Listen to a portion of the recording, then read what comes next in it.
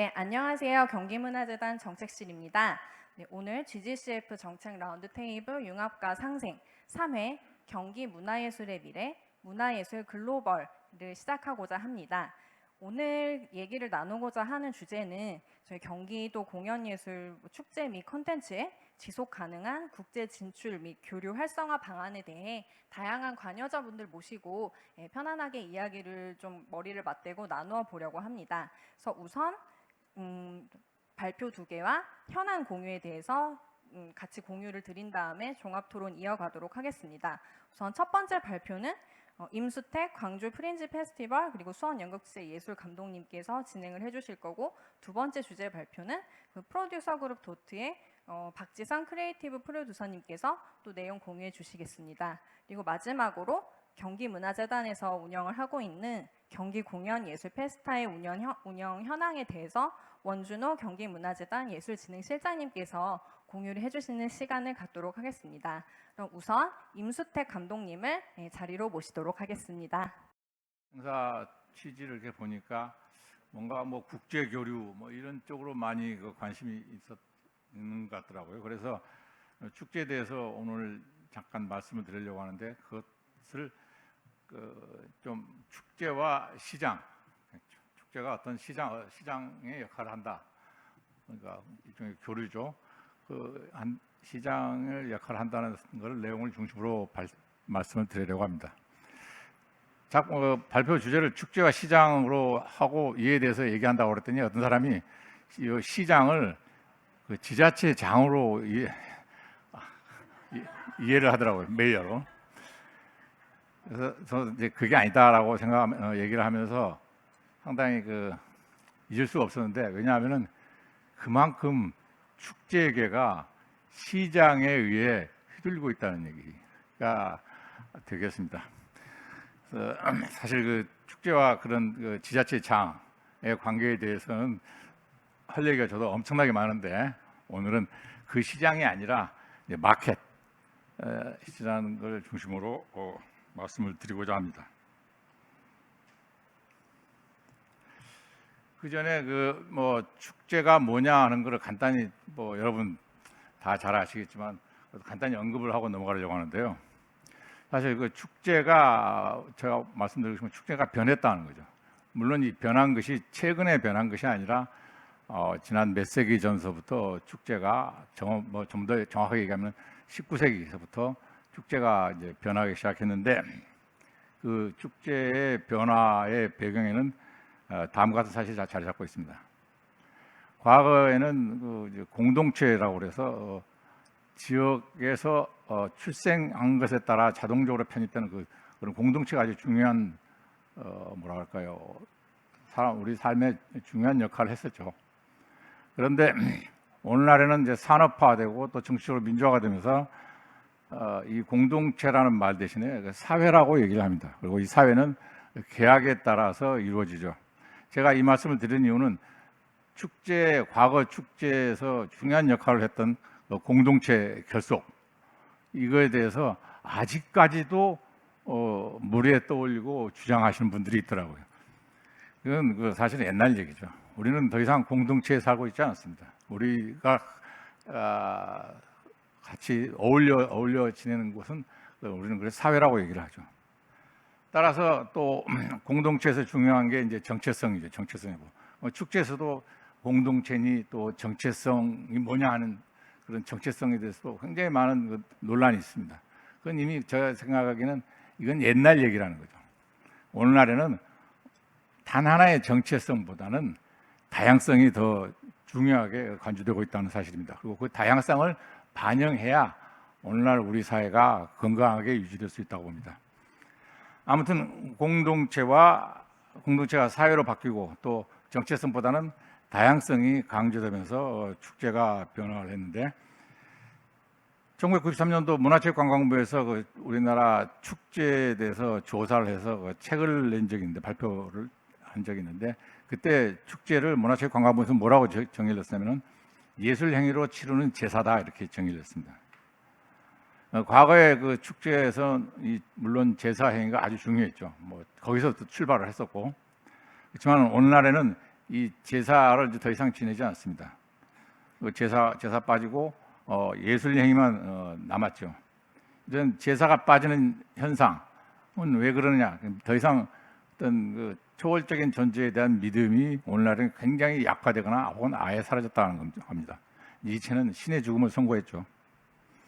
따라서 그 예술 행위로 치르던 제사였던 축제에서 제사가 빠지고 나서 예술 행위만 남았고, 예술이 과거 축제에서 시녀 역할을 하던 제사에서 뭐 배경 음악, 노래, 춤 등의 제사를 떠받쳐주는 시녀 역할을 하던 것에서 이제는 축제 주인으로 등장했다는 겁니다. 이게 곧바로 예술 축제입니다.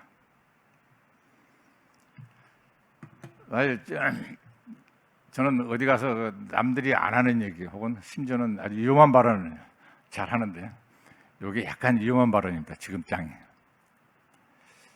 축제를 그동안 여러 곳을 돌아다니면서 경험한 거에 따르면은 축제가 모든 사람들을 다 만족시키지는 없습니다. 그래서 저도 이제 축제를 하면서 아까 말씀드린 지자체 시장이 시민 모두를 꾀하는 그런 축제를 기대를 이제 한다, 이렇게 얘기를 많이 듣는데, 사실은 어떻게 축제 하나가 모든 지역 주민들을 다 꾀안을 수가 있습니까? 예산도 그렇게 많지도 않은데. 근데 실제로 다른 나라들 축제를 가보니까 전 시민을 대상으로 하는 축제는 없더라 이거죠. 그 중에 일부를 대상으로 하더라고요. 그래서 저는 두 개로 이렇게 나눠봤는데, 하나는 예술 애호가를 대상으로 하는 축제들이 있고, 그 예술 애호가가 되지 못한 혹은 되지 않은, 글쎄 제가 이 서민이라는 말을 썼는데 이게 적합한지는 모르겠어요. 서민들 혹은 약간 아직 젊은 청소년까지 아니면 젊은이들, 이런 대상으로 하는 축제들이 이렇게 나눠지는 것 같더라고요. 그리고 이 예술 애호가들은 이제 점잖은, 교양이 있어 보이는 혹은 지적인 이런 것들로 좀 감히 표현을 할 수가 있을 것 같고, 이런 분들을 위해서 이제 실내 공연 예술이 중심으로 이루어집니다. 그리고 반대로 그에서 제외됐던 다수 서민들 혹은 대중들에게는 야외 공연 예술이 제공되고 있었는데요. 특히 야외 공연 예술의 형식으로서는 프린지나 거리 예술 축제 등이 있는 걸 확인할 수 있었습니다. 프린지라는 말 자체도 주 공식적인 혹은 주된 프로그램에 포함되지 못했던, 배제되었던 다른 단체들이 모여서 우리를 불러주지 않으면, 우리를 초청해주지 않으면 우리가 그냥 하겠다라는 취지에서 시작이 됐죠. 먼저 호주에 가면은 아델레이드에서 이제 축제가 벌어지는데, 꽤 중요한 축제가 두 개 벌어집니다. 하나는 아델레이드 축제, 아델레이드 페스티벌이죠. 그리고 아델레이드 프린지가 있습니다. 이 축제 아델레이드 프린지가 2월부터 3월에 걸쳐서 이루어지고, 아델레이드 페스티벌, 아델레이드 축제는 3월에 이렇게 이루어지는데, 가서 봤더니 정말 아델레이드 프린지는 굉장히 사람들이 많고, 주로 야외에서 공연이 이루어지고, 물론 티켓을 많이 팔긴 하지만, 그리고 서민들이 좋아할 만한, 그러니까 그다지 긴장하지 않고 편안하게 심지어 술을 마시면서까지도 관람할 수 있는 그런 공연들이 펼쳐지고 있었고, 그에 비해서 동시대에 3월에는 아델레이드 축제가 열리는데, 이 축제에서는 오페라, 또 발레, 또 연극 등 나름대로 기존 공연 예술에서 공연 예술을 점하고 있는 그런 양식의 공연들이 펼쳐지고 있었습니다. 마찬가지로 프랑스에서는 아비뇽 축제가 있죠. 아비뇽은 물론 아비뇽도 이제 오프가 있긴 하지만은, 아비뇽 축제 프로그램 자체는 무용 또 연극 등을 기본으로 해서 점잖은 예술 애호가들을 위해서 축제들이 마련이 되고, 동시에 같은 시기에 오리악과 샬롱에서 거리극 축제가 있는데, 이 축제들은 그런 점잖은 예술 애호가가 되지 못한 그런 주로 젊은이들을 대상으로 한 축제, 젊은이들이 많이 몰려들고 있는 걸 볼 수가 있었습니다. 그래서 실제로 오리악 축제는 오리악 시뿐만이 아니라 오리악 주변에서 사람 많이 오는데 프랑스 전역에서 온다고 그래요. 근데 샬롱 축제는 어디서 사람들이 이렇게 많이 오는 거냐 그랬더니 그 샬롱 부르고뉴 지방의 젊은이들이 많이 온다고 그렇게 얘기를 하더라고요. 또 우리에게는 에딘버러 프린지가 또 너무나 유명하죠. 근데 에딘버러 축제보다는 에딘버러 프린지가 더 유명한 것 같아요. 근데 왜 그런가 가만히 생각해 봤더니 에딘버러 프린지 가서 실내 공연 안 보고 거리만 돌아다니기만 하는 거예요. 그러니까 거리 돌아다니면 막 떠들고 바터들고 바스바스 시끌벅적 하거든요. 그러니까는 이거 에딘버러 프린지가 이제 우리 같은 단순한 사람한테는 이제 인기가 많고 또 인상이 강하게 남아 있는데 사실은 중요한 건 에딘버러 페스티벌이 또한 그 못지않게 중요한 역할을 하죠. 이처럼 그 대상에 따라서 축제가 개최되고 있었고 이 대상을 적절하게 고려함으로써 좀 더 많은 사람들을 축제가 수용하고 있다는 사실을 말씀드리고 싶습니다. 참고로 유럽의 공연 축제는 대개 이제 극장의 문을 닫는 7월, 8월에 열리고요. 그리고 몇몇 유명한 축제들은 대개 관광지에서 열립니다. 그리고 이 관광지에 열리면서 관광객들의 요구에 부응하죠. 아비뇽은 또 관광지고 에딘버러도 유명한 관광지죠. 자스부르크도 그렇고요. 본격적으로 본론에 들어서 이제 축제와 시장의 관계에 대해서 말씀을 드리고자 합니다. 축제는 시장하고 아주 유사합니다. 시장에는 생산자들이 물건을 가지고 나와서 소비자에게 판매를 하죠. 그리고 시장은 그 둘 사이를 연결해주는 역할을 합니다. 축제 역시 마찬가지로 생산자인 예술가들을 초청해서 그 물건을 골라와서 판을 벌리고 그리고 관객들에게 그 판을 이제 소비하도록 제공하는 거죠. 시장이, 그러니까 마켓이죠. 시장이 생산자와 소비자 사이에서 좋은 물건이 잘 소비되도록 중재자 역할을 하듯이, 그러니까 좋은 물건, 시장 상인들은 좋은 물건을 골라오는 거죠. 그리고 내다 파는 겁니다. 축제 역시 예술과 관객 사이에서 예술의 제작과 생산과 향유, 소비가 보다 다 잘 이루어지도록 노력을 합니다. 또 시장이 부분적으로 생산을 조정하고 어떤 물건을 만들어야겠다, 어떤 물건이 필요하다, 혹은 이 물건은 어떤 점이 개선이 되었으면 좋겠다라는 것을 그 생산자에게 정보를 제공하면서 생산을 조정하고, 또한 동시에 그 물건을 알리고 장점을 알리고 그래서 물건을 알려서 잘 알려서 소비를 유발시키듯이 축제 역시 예술 제작의 방향을 제시하고 관객에게 새로운 예술을 즐길 수 있도록 유도합니다. 축제를 만든다, 보통 만든다고 그렇게 얘기를 하는데 저는 축제는 만드는 게 아니라 만들어지는 것이다, 저절로 되는 것이지 축제를 억지로 만드는 건 아니다 그렇게 얘기를 하는데, 그거는 무슨 얘기가 되냐면은 그냥 가만히 있어서 축제가 만들어진다는 것이 아니라 그 생산이 충분히 있고 그 다음에 그 생산되는 물건을 좋아하는 소비자가 충분히 있으면 축제는 잘 된다는 겁니다. 이 생산이 없으면 축제가 되지 않는 거죠. 또 소비자가 없으면 또 역시 축제가 되지 않습니다. 축제가 잘 되려면 좋은 물건이 잘 만들어져야 되고 또 그 물건을 좋아하는 소비자, 관객이 충분히 있어야 됩니다. 이 경우 축제는 저절로 잘 되게 돼 있죠. 그래서 축제를 만든다고 할 때, 축제를 만든다고 할 때는 과연 이 생산이 충분히 잘 이루어지고 있는지, 그리고 또 이 생산된 물건을 잘 소비할 그 소비자가 충분히 있는지, 이걸 잘 고려를 해야 됩니다. 이걸 고려하지 않고 생산자 중심에 생산이 많이 되니까 이걸 소비자는 모르겠지만, 그랬을 때는 그게 이제 주로 관주도 축제 그런 것들이 이제 시민들은 별로 좋아하지 않는데 그런 좀 유사한 예가 될 것 같습니다. 마찬가지 거꾸로 생산은 없는데 소비자가 많은 경우, 그러니까 어떤 특정한 물건이 있는데 그 물건은 별로 만들어지지 않고 있어요. 근데 그 물건을 좋아하는 사람들은 굉장히 많아. 이 경우에서도 축제 혹은 시장은 제 역할을 발휘하기가 힘들겠죠. 그래서 아무튼 축제가 잘 이루어지기 위해서는 생산과 소비가 충분히 잘 이루어져야겠다는 겁니다. 샬롱 그리고 축제의 그 실패담을 잠깐 말씀드리고 싶은데, 샬롱 거리예술 축제는 전 세계에서 가장 중요한 거리국 축제, 거리예술 축제 세 곳 중 하나입니다. 매년 7월 셋째 주에 수요일서부터 일요일까지 열리는데요. 2004년도에 샬롱시 시장이 예술 감독을 전격적으로 교체를 합니다. 프랑스도 지자체장이 좀 전횡을 합니다. 몇몇 지자체장 상당히. 당시 예술 감독이 파리에서 기자회견을 하는 날 예술 감독을 교체해버려요. 교체하고 신임 예술 감독을 임명하면서 페드로 가르시아라는 분인데 다음에 사명을 부여합니다. 그 양반이 시장이 주장하는 바가 뭐냐면은 샬롱은 카메라 곧 이미지의 도시다.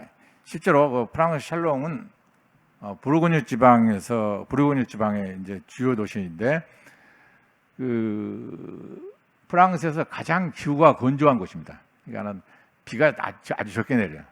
기후가 건조하다는 것은 필름과 같은 걸 말리기가 아주 좋은 여건이 된다는 얘기죠. 그래서 샬롱에서 처음으로 카메라가 발명이 됐습니다. 그리고 최근까지도 코닥 필름 공장에 샬롱이 있었어요. 지금은 없어졌더라고요. 그래서 샬롱은 카메라 곧 이미지의 도시다라는 것을 얘기하고 그 다음에 미래는 이미지의 시대다. 아주 멋진 얘기를 했죠. 사실 이 두 이야기는 맞는 얘기입니다. 그리고 이에 따라서 신임 예술 감독에게 샬롱 거리예술 축제를 이미지 중심의 축제로 바꿔달라고 요청을 합니다.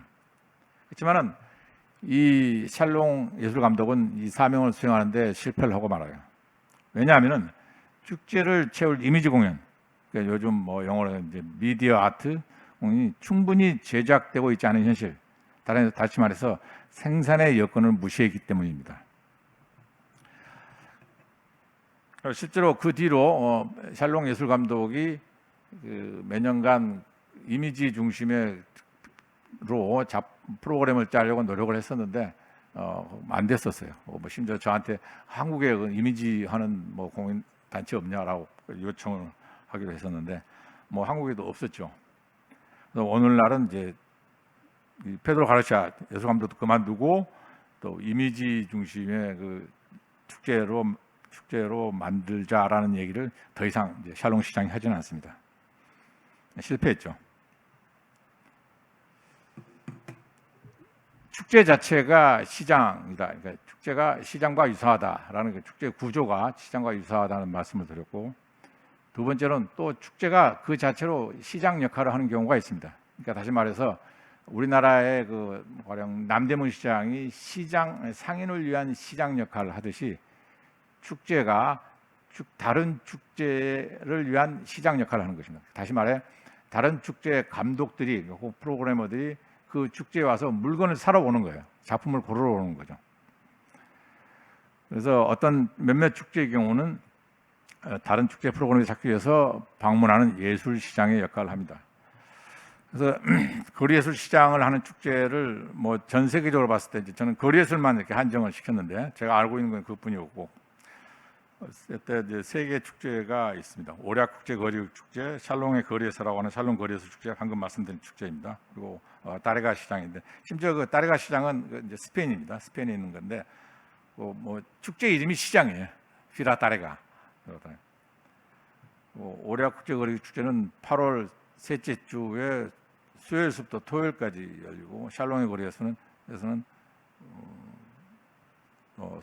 7월 셋째 주, 타레가 시장은 9월 첫째 주 열립니다.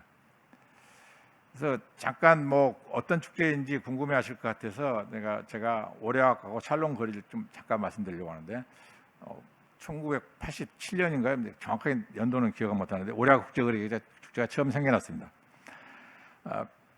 미셸 크레스팽이라고 하는 이제 거리극계에서는 이제 교황님이라고 우리가 보통 부르는데 그분이 이제 만들었는데, 오략은 우리나라 같으면 강원도 정선고 같은 곳입니다.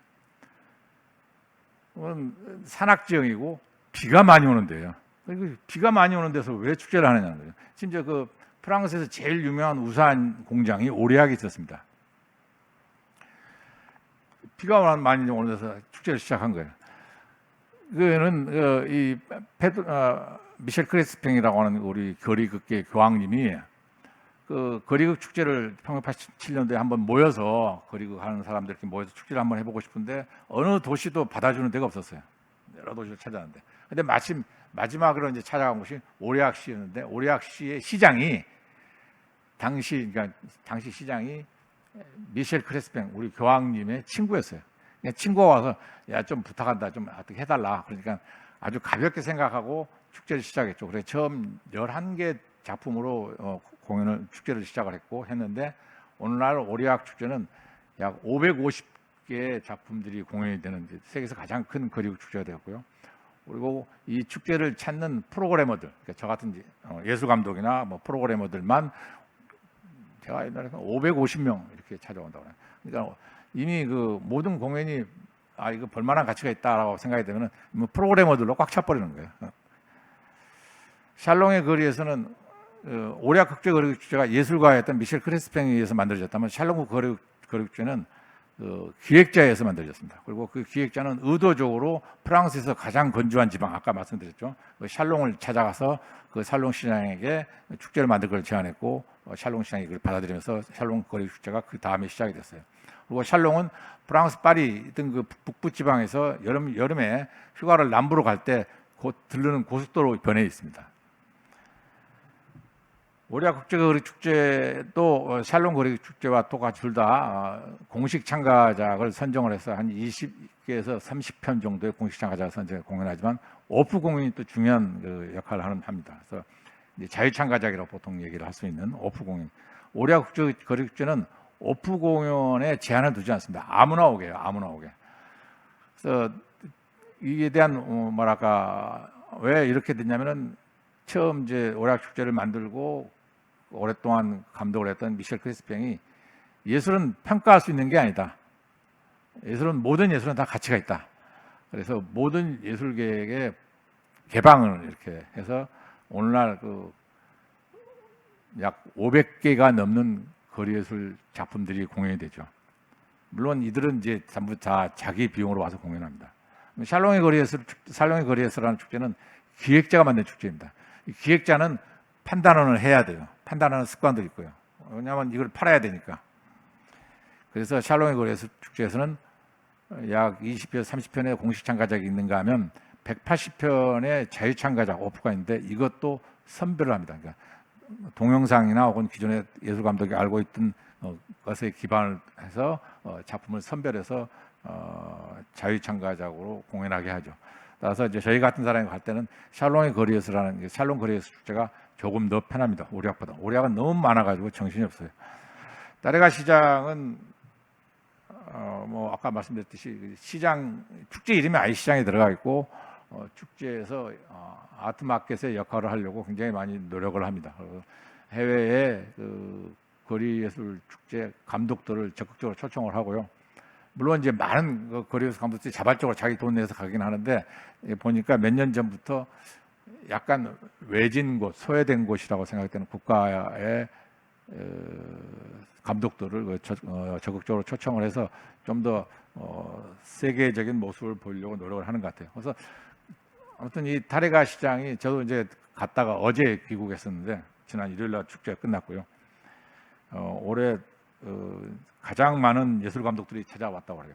전문가 등록만 600명의 예술 감독과 프로그래머들이 왔고, 또 공연자들까지 다 합하면 1,200명이 등록을 했다고 합니다.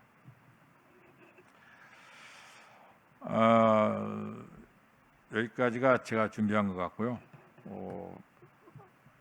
모두 말씀드렸듯이 축제에서 그중에 축제와 시장의 관계에 대해서 두 가지 정도로 요약해서 말씀을 드렸습니다. 감사합니다.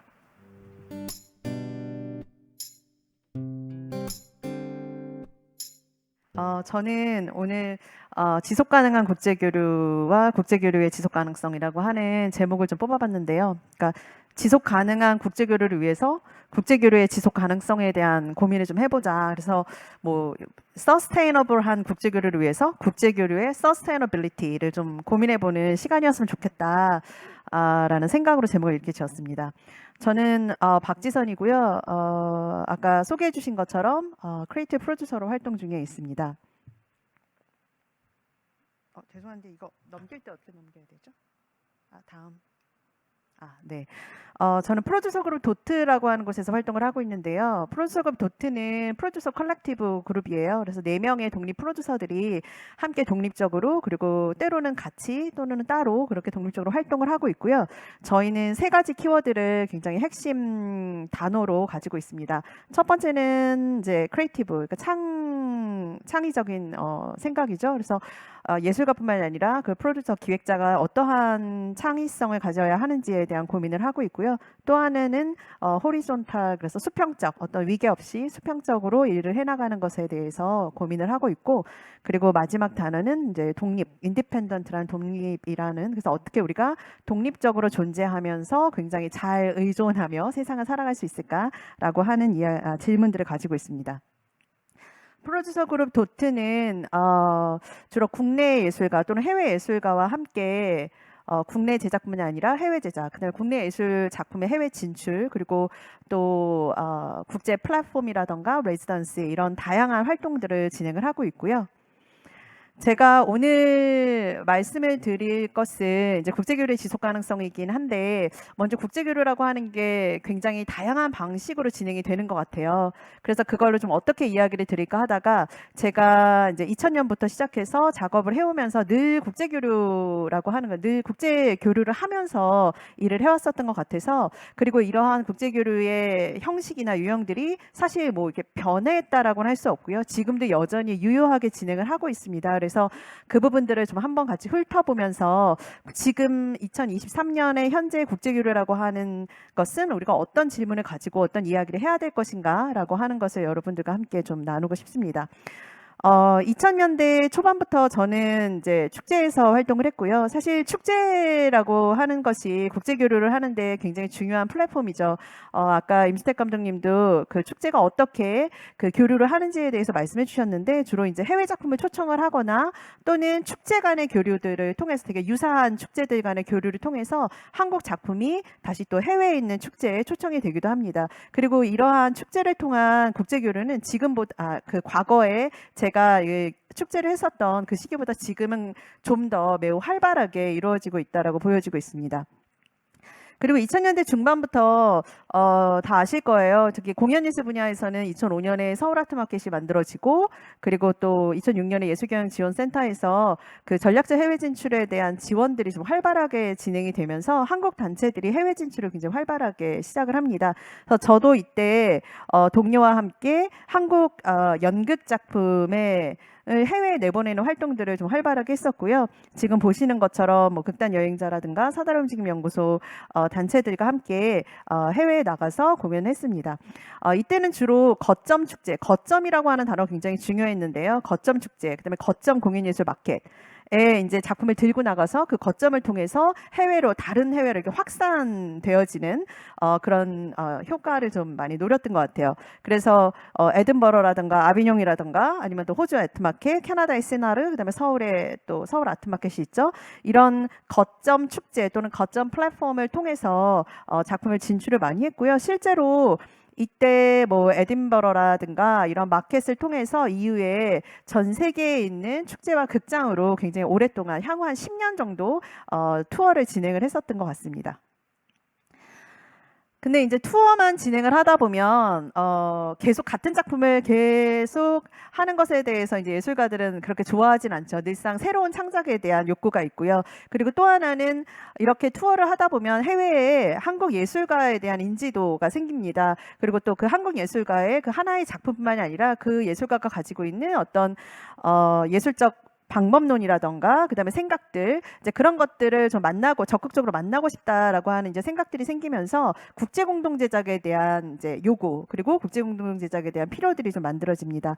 실제로 2000년대 중반부터 2010년대까지는 한국뿐만이 아니라 이제 유럽 같은 경우는 EU 차원에서 국제 공동 제작, 유럽 내, 그리고 유럽과 유럽 그 비유럽권의 그 국제 공동 제작을 굉장히 장려했던 시기이기도 하고요. 그래서 이때 한국도 굉장히 많은 국제 공동 제작이 이제 시작이 됐고, 지금은 또 이제 많은 예술 단체들이 이러한 국제 공동 제작을 여러 가지 방법론을 가지고 하고 있습니다. 뭐 컴퍼니와 컴퍼니, 단체와 단체 대 만나서 국제 공동 제작을 하기도 하고요. 해외에 있는 뭐 연출가나 안무가가 한국에 있는 공연자들과 협업을 하는 경우도 있고요. 또는 한국에 있는 연출이나 안무가가 해외에 있는 퍼포머와 협력하는 경우도 있고, 국제 공동 제작의 방법론은 점점 갈수록 굉장히 다양해지고 있는 것 같고요. 한국의 예술가들이 해외에 인지도가 더 많이 생기고 더 많은 이제 한국 작품을 기다리는 관객들이 이제 늘어나면서, 그러니까 한국 작품에 대한 어떤 시장이 이제 늘어나면서 이 국제 공동 제작에 대한 요구들은 더 많아지고 더 활발해지고 있다라고 생각을 하고 있습니다. 여기 사진으로 보시는 것들이 이제 제가 작업을 했었던 국제 공동 제작의 사진들을 그냥 몇 장 가지고 왔는데요. 뭐 2013년에 한국과 일본과 영국이 같이 제작을 했었던 원데이 메이비라는 작품도 있고요. 그리고 한국과 영국이 공동 제작했던 이제 무용 작품이죠. 젠 2020이라는 작품도 있었고, 그다음에 한국 벨기에의 뭐 나티보스, 그다음에 한국과 베트남, 한국과 아르헨티나와 같이 작업했었던 기억하는 사물들, 그다음에 한국과 프랑스의 서커스 아티스트들이 함께 했었던 뭐 스테이션 등 굉장히 다양한 작품이 있고요.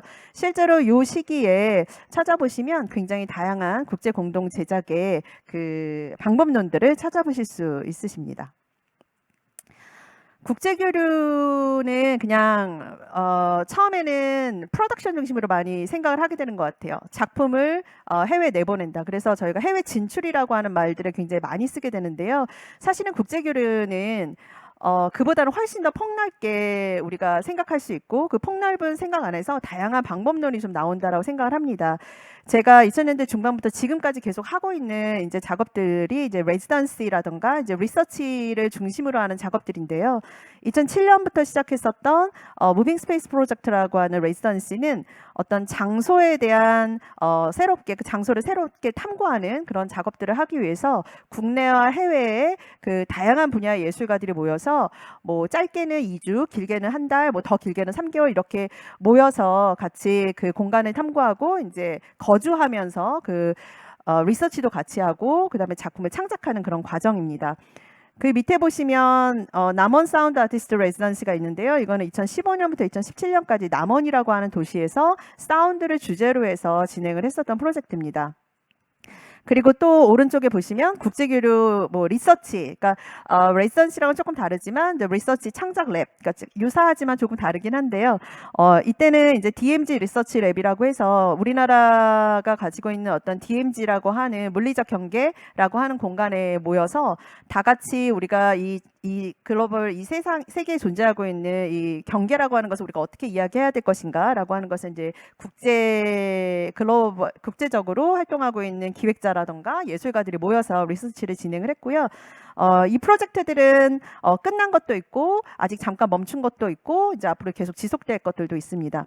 이런 레지던시들이 왜 국제교류에서 중요할까라고 이제 생각을 해보면, 앞서서 얘기했었던 프로덕션 같은 경우는 작품이 다 만들어진 작품이 그냥 해외에 가서 관객을 만나는 방식이라고 한다면, 지금 이 레지던시는 국내 예술가뿐만 아니라 해외 예술가들이 어떤 한 지역에 머물러서 그들이 가지고 있는 예술적 방법론과 그 지역의 성격에 만나는 거죠. 그 지역의 사람들, 그 지역의 장소, 그다음에 그 지역이 담고 있는 여러 가지 문화와 만나서 좀 더 깊이 있게 당장 어떤 작품을 짧은 시간에 만들어내지 못하지만 훨씬 더 많은 이야기와 훨씬 더 많은 가능성들을 만들어낸다라고 볼 수가 있습니다. 그리고 또 위쪽에 보시면 이제 국제로 레지던시와 축제, 그래서 제가 이제 플러스를 해놨는데, 레지던시 기반의 어떤 도시 프로젝트를 했었던 경험도 있습니다. 이건 2017년의 프로젝트인데요. 예술가들이 축제 기간에 뭐 축제가 보통 일주일 정도 되면 일주일 때 딱 오는 것이 아니라 한 2년 정도 준비를 했어요. 그래서 한 3차례 레지던시 기간을 거쳤고, 그리고 예술가들이 자기가 다 만든 작품을 가지고 오는 방식이 아니라 이곳에 와서 이곳에 있는 사람들을 만나고 그다음에 이곳에 있는 어떤 문화들을 만나면서 같이 그 마지막에 이제 도시 프로젝트를 하는 그때 발표할 작품들을 이제 같이 만들어 나가는 거죠. 이제 그러다 보니까 단기적으로 할 수 있는 것이 아니라 굉장히 길고 보통 한 1년에서 2년 정도의 리서치와 레지던시와 그다음에 이런 축제의 기간까지 모두 포함되어지는 그런 형태라고 생각을 하시면 될 것 같습니다.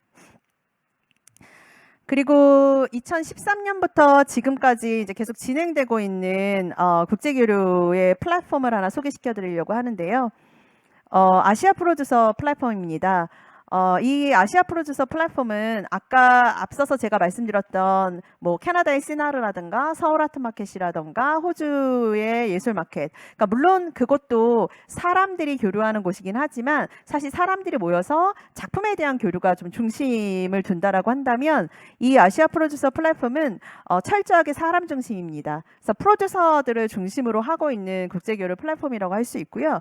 이 플랫폼이 만들어진 이유는 2013년에 저와 동료와 그리고 아시아의 동료들, 한국, 대만, 호주, 일본 이렇게 동료들이 모여서 함께 민간의 독립 프로듀서들이 모여서 만든 플랫폼이고요. 지금까지 이어지고 있습니다. 지금은 한 11개국에서 한 100여 명의 그 프로듀서들이 이제 같이 참여를 했었고요.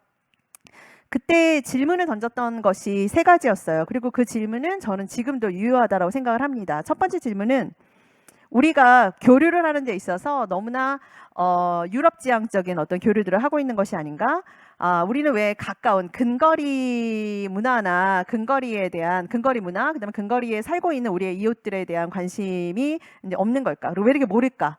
그러니까 아시아에 대해서 제가 잘 모르는 거죠. 그러니까 뭐 동북아 정도라면은 좀 모르겠지만 이제 동남아시아로 간다던가 거기서 더 넘어가게 되면 사실 제가 아시아인이라고 스스로 말하기에 좀 부끄러울 정도로 굉장히 지식과 정보가 부족하다라는 생각을 좀 했습니다. 그래서 아시아에 대한 고민이 좀 필요하겠다라는 생각을 했었고요. 두 번째는 2010년대 같은 경우에 제작장들이 많이 만들어지고 축제도 이제 작품을 그냥 프레젠팅만 하는 것이 아니라 축제 자체에서 작품을 제작하는 어떤 그런 경우들이 굉장히 많아졌습니다. 그러면서 기획자의 역량과 기획자의 역할들이 굉장히 이제 다양한 방식으로 요구되어지고 좀 확장되어졌는데요. 그래서 프로듀서의 크리에이티비티, 창의성에 대한 이야기가 좀 필요하겠다라는 생각이 좀 들었고요. 그다음에 또 하나는 마켓 중심의 어떤 작품이 사고 팔아지는 비즈니스의 마켓 중심이 아니라 좀 다른 사람이 중심이 되는 그런 플랫폼이 좀 있었으면 좋겠다라는 생각이 들어서 이 아시아 프로듀서 플랫폼의 동료들과 함께 공동으로 기획을 했고요. 이 플랫폼의 가장 중요한 핵심 가치들은 유기적 멘토십, 그리고 수평적 자발적 구조, 그다음에 문화 다양성, 그다음에 예술을 통한 아시아의 이해 가 바로 핵심적 가치입니다. 그래서 이제 밑에 보시면 2014년 서울을 시작으로 해서 2015년에 타이페이, 2016년에 도쿄, 그래서 2017년, 18년 쭉 와서 2013년 올해 그 방콕과 치앙마이에서 아시아 프로듀서 플랫폼에 저희가 캠프 프로그램이 있어요. 그래서 APP 캠프를 진행을 했고요. 내년은 말레이시아로 저희가 지금 준비를 하고 있습니다. 한국에도 한 10명 정도의 독립 프로듀서들이 같이 참여를 했었고 참여를 하고 있고요. 그리고 이 아시아 프로듀서 플랫폼 같은 경우는 사람이 중심이 되는 것이고 이 안에서 사람들이 어떤 다른 목적을 갖는 것보다 첫 번째 목적이 이제 친구가 되는 거예요. 그래서 우리가 저희끼리는 이제 프렌십 베이스의 플랫폼이다라는 이야기도 하는데 친구가 되고 당장 무엇을 만들고 당장 무엇을 교류하기보다 이제 서로 이해하는 시간들을 오래 갖고요. 이 안에서 여러 가지 다양한 그런 교류와 협력들을 자발적으로 만들어 나갑니다. 제가 이러한 그 아시아 프로듀서 플랫폼을 앞에 있는 앞선 어떤 국제 교류보다 조금 더 길게 설명을 드리는 것은 이 플랫폼이 만들어졌을 때 제가 독립적으로 활동하는 프로듀서였고 그렇기 때문에 제가 저에게 필요한 그래서 나에게 필요한 것은 무엇인가라고 하는 고민으로부터 시작이 돼서 이 플랫폼이 만들어졌고요. 그렇기 때문에 한국에서는 독립적으로 활동하는 프로듀서를 찾는 게 굉장히 많지가 않아요. 정말 열 손가락에 꼽을 수 있는데 사실 이렇게 확장된 국제 플랫폼을 만들었을 때는 동료가 이미 100명이 넘어가는 거죠. 그래서 국제 교류에 있어서 나와 내가 글로벌하게 활동할 수 있는 나와 유사한 어떤 동료들을 찾는 방식에 있어서 이러한 나만의 플랫폼은 어떤 것일까? 우리만의 네트워크는 어떤 것일까라고 하는 부분들의 고민들은 저뿐만이 아니라 굉장히 많은 예술가 또는 단체들 그리고 기획자들이 할 수 있는 부분이라고 생각이 듭니다.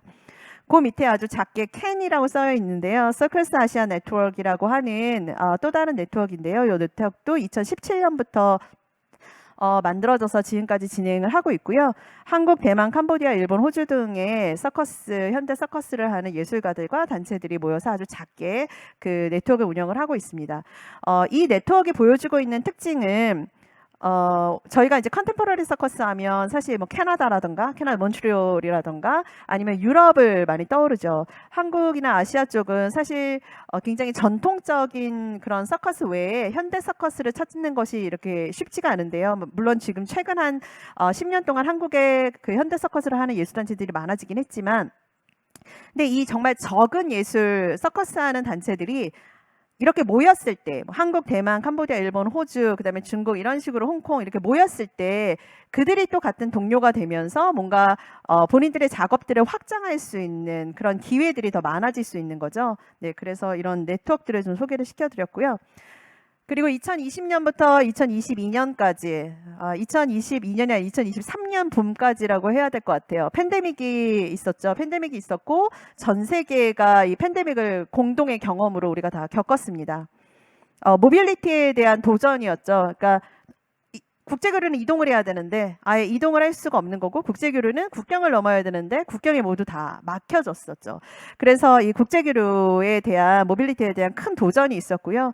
그러므로 예술에 대한 되게 근본적인 질문들이 이 시기에 굉장히 많지 않았나라는 생각이 들었습니다. 많은 사람들이 국경은 다시 열릴 것이다 라고 하는 믿음이 있었음에도 불구하고 국제교류를 어떻게 해야 되지? 우리 어떻게 이제 이동해야 되지? 라고 하는 고민들을 하면서 그 사이에 굉장히 다양한 방법론들을 찾았던 것 같아요. 그래서 온라인으로 교류하는 방식도 있었고 그리고 뭐 영상이나 뭐 다양한 방식으로 이 교류들을 만들어냈습니다. 이 시기에 저도 주로 국제교류와 관련해서는 이제 리서치라던가 온라인 레지던시, 온라인 포럼들을 많이 기억을 했었는데요. 또 저와 같이 활동하고 있는 독립적으로 활동하고 있는 독립 기획자들과 함께 공동으로 뉴 커넥션이라고 하는 이제 리서치를 진행을 했고요. 이 책은 그 검색하시면 나올 거예요. 한번 다운 받으시면 이 팬데믹 시대에 각 권역별로 많은 예술가들, 그다음에 뭐 축제의 기획자, 그다음에 극장의 기획자들이 어떤 질문들을 좀 가지고 있었는지 여러분들이 좀 찾아보실 수 있을 겁니다.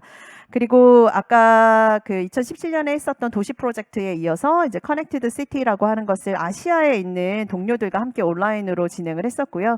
그리고 한국과 태국의 예술가들과 함께 3개월 동안 온라인 레지던시를 진행을 했어요. 그래서 온라인으로 한 11회 정도 만나서 서로에 대한 작업들을 공유하고 우리가 바이오필리아라고 하는 주제를 가지고 이 주제를 어떻게 사유할 수 있는지 담론을 같이 나누고 예술적 아이디어들을 같이 공유하고요. 마지막에 한국에서 그 전시의 형식으로 발표를 했었고 또 태국에서도 작품을 보내서 전시하는 방식으로 진행을 했었습니다. 이렇게 다양한 방식으로 국제교류는 계속 변화해 왔고 또 변화했다 그래서 그 전에 있던 국제교류 방식이 유형이 뭐 갑자기 사라지거나 이러진 않은 것 같아요. 아까도 말씀드린 것처럼 축제도 여전히 국제교류를 하고 있고 그다음에 레지던시와 같은 제가 하고 있는 방식도 굉장히 다양하게 진행이 되고 있고 또 뭐 프로덕션 중심의 국제교류도 여전히 유효는 합니다. 근데 저희가 사실 이제는 아닌 척해도 하기에는 너무나 거대했던 큰 어떤 그런 사건들이 불과 몇 년 전에 있었고 불과 몇 년 전에 올 봄까지 있었죠. 팬데믹이라는 게 있었고 이러한 팬데믹과 같은 것은 뭐 이번이 마지막이 아니라 앞으로 또 어떠한 일들이 우리에게 일어날지 모른다라고 하는 이야기들이 이제 많이 이제 사람들이 생각을 하면서 지속 가능성 서스테이너빌리티에 대한 고민들을 좀 많이 하게 됐었던 것 같아요. 그 서스테이너빌리티에 대한 질문들이 좀 많았었던 것 같은데 서스테이너빌리티의 어떤 지속 가능성 그래서 지금은 우리가 이 시간들을 거치면서 다시 한번 국제교류에 대한 고민들을 좀 해야 되지 않을까. 아무 일도 없었다는 듯이 과거와 동일한 방식으로 계속 반복해서 하는 것이 과연 맞을까? 그것이 우리에게 지속 가능성을 담보해 주는 것인가? 라고 하는 질문들이 좀 필요하다라고 생각이 듭니다. 그래서 예술에 있어서 국제교류는 왜 필요한가? 그러니까 뭐 요즘에 기후 변화에 대한 이야기가 굉장히 많은데요. 그래서 flight, no flight, 그래서 비행기 타지 않는 정책들을 많은 예술가들이 취하기도 합니다. 근데 그렇다고 해서 비행기를 타지 않는 게 중요할지, 비행기를 타지 않으면 특히 아시아, 한국 같은 경우는 아예 교류를 할 수가 없는 상황인데, 뭐 유럽처럼 저희가 다 기차를 타고 다닐 수도 없고, 근데 그렇기 때문에 이러한 기후변화 시대에 이러한 지속 가능성에 대한 여러 가지 위협이 있는 시대에 예술가들은 왜 끊임없이 이동해야 하고 왜 계속해서 탄소 발자국을 내면서 비행기를 타야 하는가라고 하에 대한 이유를 저희가 찾아야 되는 거죠. 그리고 사실은 그거에 대한 이유는 우리가 다 알고 있다라고 생각이 들어요. 이제 그럼에도 불구하고 이런 이야기들이 좀 필요하다라고 생각이 들고요. 일단 예술이라고 하는 것은 끊임없이 이런 국경들을 넘나들면서 어떤 새로운 생각과 그다음에 그런 새로운 가치들, 우리가 다 같이 공유해야 되는 가치들을 나눠주는 역할들을 예술가들이 많이 하고 있다고 생각이 듭니다. 그리고 또 지금 같은 시기에 뭔가 각 지역만이 가지고 있는 어떤 이슈들도 있지만 우리가 공동으로 공유하고 있는, 공동으로 지금 직면하고 있는 여러 가지 동시대 이슈들이 많이 있어요.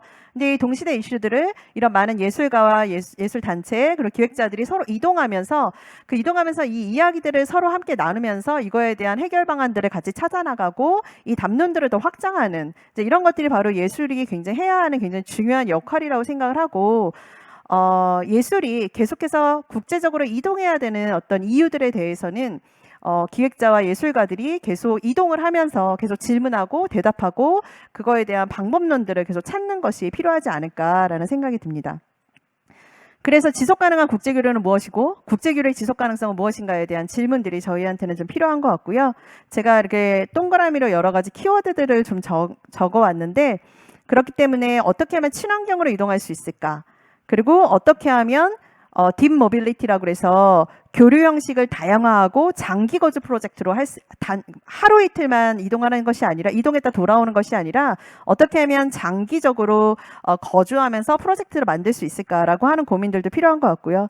그다음에 과거에 하나의 거점이 매우 중요했다라고 하면 우리가 모두 다 에딘버러를 가고 우리가 다 모두 아비뇽을 가는 어떤 그런 기가 있었고 지금 여전히 이제 그렇게 많이 국제교류를 하고 있지만 사실은 거점은 굉장히 다변화되는 것이 필요하다고 생각이 듭니다. 그래서 나와 가까운 곳에 근거리에 나와 같이 교류할 수 있고 협력할 수 있는 나의 동료들은 나의 예술가들은 누가 있을까를 찾아볼 수 있고요. 그래서 이런 거점들이 하나로 모여지는 것이 아니라 굉장히 다양해지고 다변화되는 것이 좀 필요하지 않을까라는 생각이 좀 들었고요.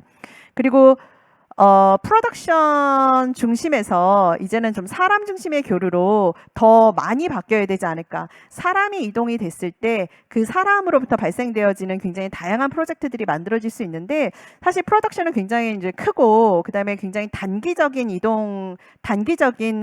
교류에 좀 멈추는 경향성이 좀 있어서 프로덕션의 교류도 계속 이어지긴 하지만 사람 중심의 교류들이 더 확장됐으면 좋겠다라는 생각을 좀 하고 있고요.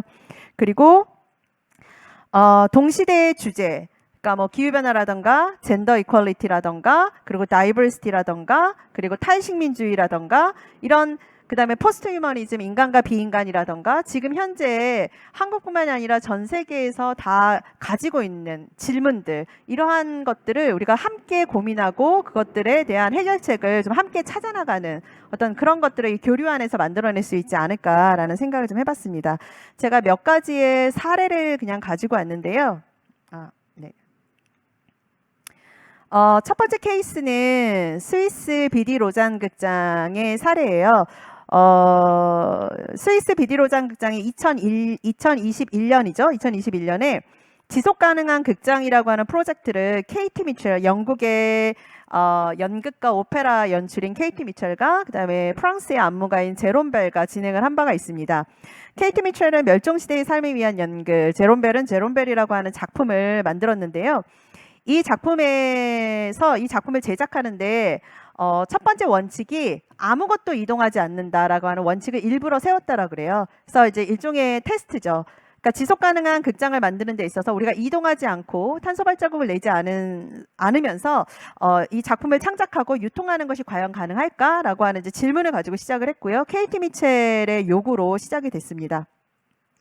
그리고 실질적으로 스위스 BD 로장극장에서 작품을 할 때 KT 미첼과 제롬 벨도 스위스에 오지 않고 각각의 나라에서 온라인으로 이 모든 과정들을 다 진행을 했고요.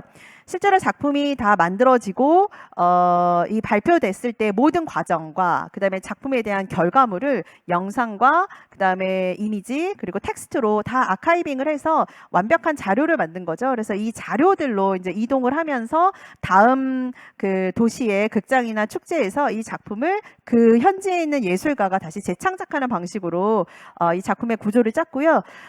유럽의 12개의 극장으로 투어를 하고 있고 2021년에 시작을 해서 2024년까지 지금 투어 계획이 잡혀져 있습니다. 그래서 KT 미첼 같은 경우에는 얼마 전에 아비뇽과 그리고 뭐 영국의 바비칸에서 공연을 올렸고요. 그래서 지금도 여전히 투어를 진행하고 있고 제롬 벨도 2024년까지 그런 형태로 투어를 진행을 하고 있습니다. 그리고 두 번째는 이제 노르웨이에 기반을 하고 있는 기후를 위한 행동이라고 하는 단체예요. 덴마크에서 핀란드, 러시아, 에스토니아, 스웨덴까지 발트해를 가로질러 바다를 항해하면서 공연하는 예술단체인데요. 이 단체 같은 경우는 컨템퍼러리 서커스를 하는 팀이고 여기 밑에 보시면 노르웨이, 유럽, 몬트리올 세 개의 이제 지역을 제가 적어놨는데 노르웨이와 유럽과 몬트리올에 서커스를 하고 있는 그 창작자들하고 모두 연계가 되어져 있어요. 그래서 작품을 창작해서 그 작품을 이 Acting for Climate이라고 하는 그 단체명으로 활동을 하고 있습니다. 일종의 지사인 거죠. 그래서 꼭 이 단체가 노르웨이에 있는 단체가 이동하지 않아도 이들의 생각과 이들의 작품을 보고 싶으면 이제 유럽이나 몬트리올에 있는 예술가들이 그 지역, 그 권역에서 이제 활동을 하게 되는 거죠. 그래서 제가 이 단체와 인터뷰를 했었어요. 인터뷰를 했을 때 그런 질문을 했습니다. 너희들이 너무 유명해지고 뭔가 작품이 굉장히 독특하고 좋으면 아마 한국에서도 부를 수 있을 텐데 한국에는 배로 못 온다. 배로 오려면 너무 오래 걸리는데 어떻게 하겠냐. 그랬더니 그러면 한국에 있는 서커스 예술가들이 없냐라고 물어보더라고요. 한국에 있는 예술가들이 있으면 우리가 온라인으로 만나서 우리들의 생각들을 같이 공유하고 그들이 우리 작품을 같이 만들 수 있을 것 같다라는 얘기도 했고요. 그다음에 굉장히 인상 깊었던 것은 이제는 예술 분야에 있어서 성공의 개념이 바뀌어야 한다라는 이야기를 했는데 전 그게 굉장히 인상 깊었습니다. 이제 20대 초반의 예술가였는데 이젠 더 이상 해외 순회를 마치고 돌아온 예술가만이 성공한 예술가가 아니라 지역에 뿌리를 내리고 그 지역에 있는 지역민들과 예술 작업을 끊임없이 해나가고 있는 그런 예술가들이 진짜 성공한 예술가로서 이 사회와 예술계가 바라봐줘야 한다라고 하는 얘기를 해서 굉장히 제가 인상 깊었던 기억이 좀 있습니다. 다음은 시어터 그린북의 사례인데요. 이거는 영국에서 극장과 작품 제작에 어떻게 우리가 친환경적으로 제작하고 친환경적으로 운영할 것인가에 대한 가이드북을 이제 3권을 만들었어요. 근데 이 책이 만들어지고 난 다음에 정기적으로 지금 전 세계의 아시아와 유럽과 그다음에 북미와 남미의 극장과 그러니까 공연 예술 관계자들이 정기적으로 모입니다. 온라인으로 모여서 각자 자기 권역의, 자기 나라, 자기 지역의 사례들을 같이 나누고 있습니다. 이제 그리고 아시아에서는 지금 한국과 대만, 일본이 이런 모임들을 시작을 했고요. 이런 모임들은 사실 저희가 이제 물리적으로 이동을 하진 않지만 온라인으로 서로 만나서 각각의 어떤 상황들을 공유하고 아시아에 우리가 공동으로 좀 고민해야 되는 지점들이 무엇인지 그리고 공동으로 이 문제들을 같이 해결할 수 있는 방법은 뭐가 있을까라고 하는 고민들을 하고 있고요. 물론 이러한 온라인에서의 공동 논의를 통해서 오프라인으로 우리가 이제 만날 수도 있겠죠. 그래서 이런 방식의 다양한 어떤 교류들이 진행이 되고 있다라는 말씀을 드리고요.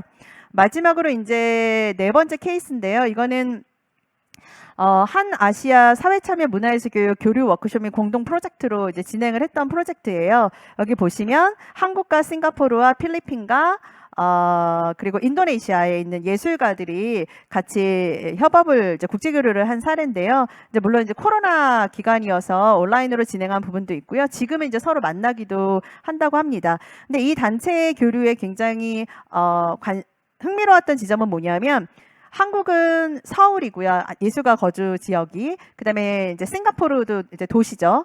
그리고 필리핀은 시골에 거주하는 아티스트였고요. 그다음에 인도네시아는 멸종 지역. 그러니까 동물 멸종 지역이에요. 그러니까 완전 정말 이제 시골인 것이죠. 그래서 이 네 군데에 위치하고 있는 예술가들이 모여서 야생 동물에 대한, 그러니까 동물과 야생 동물에 대한 주제를 가지고 리서치를 진행을 했습니다. 그리고 서로 각각의 어떤 환경과 생태에 대한 이야기들을 교류를 하고요. 흥미로웠었던 것은 여기 사진에서 보이는 것처럼 이들이 아이들과 워크숍을 하고 각 지역의 아이들과 워크숍하고 이 아이들을 전부 다 줌으로 연결을 했어요.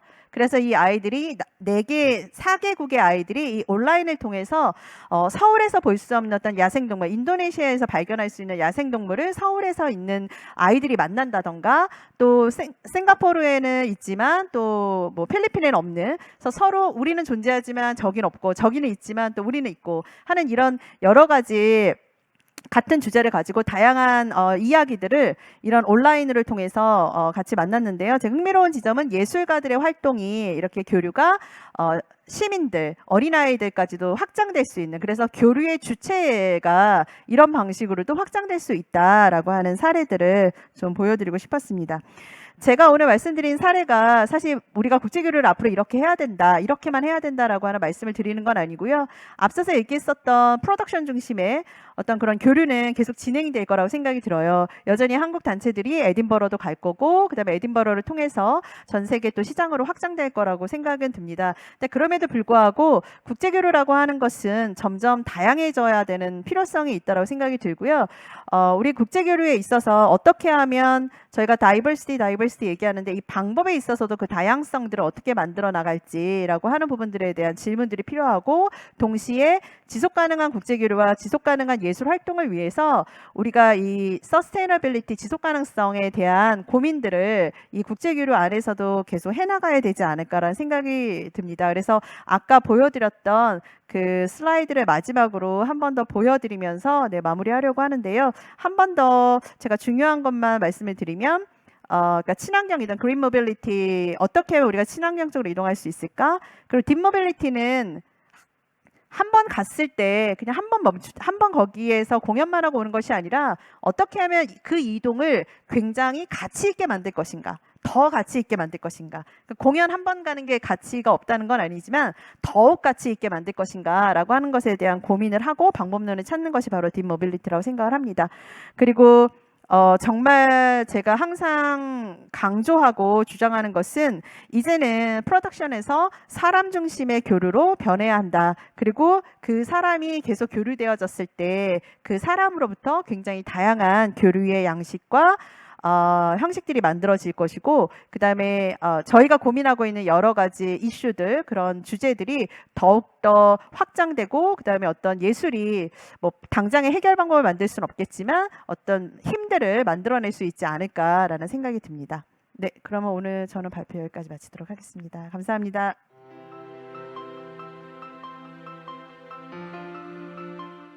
네, 안녕하세요. 경기문화예술진흥실장 원준호입니다. 잘 들리시나요? 네. 지금 공연예술 페스타 운영 현황에 대해서 간략하게 좀 말씀을 좀 드리겠습니다.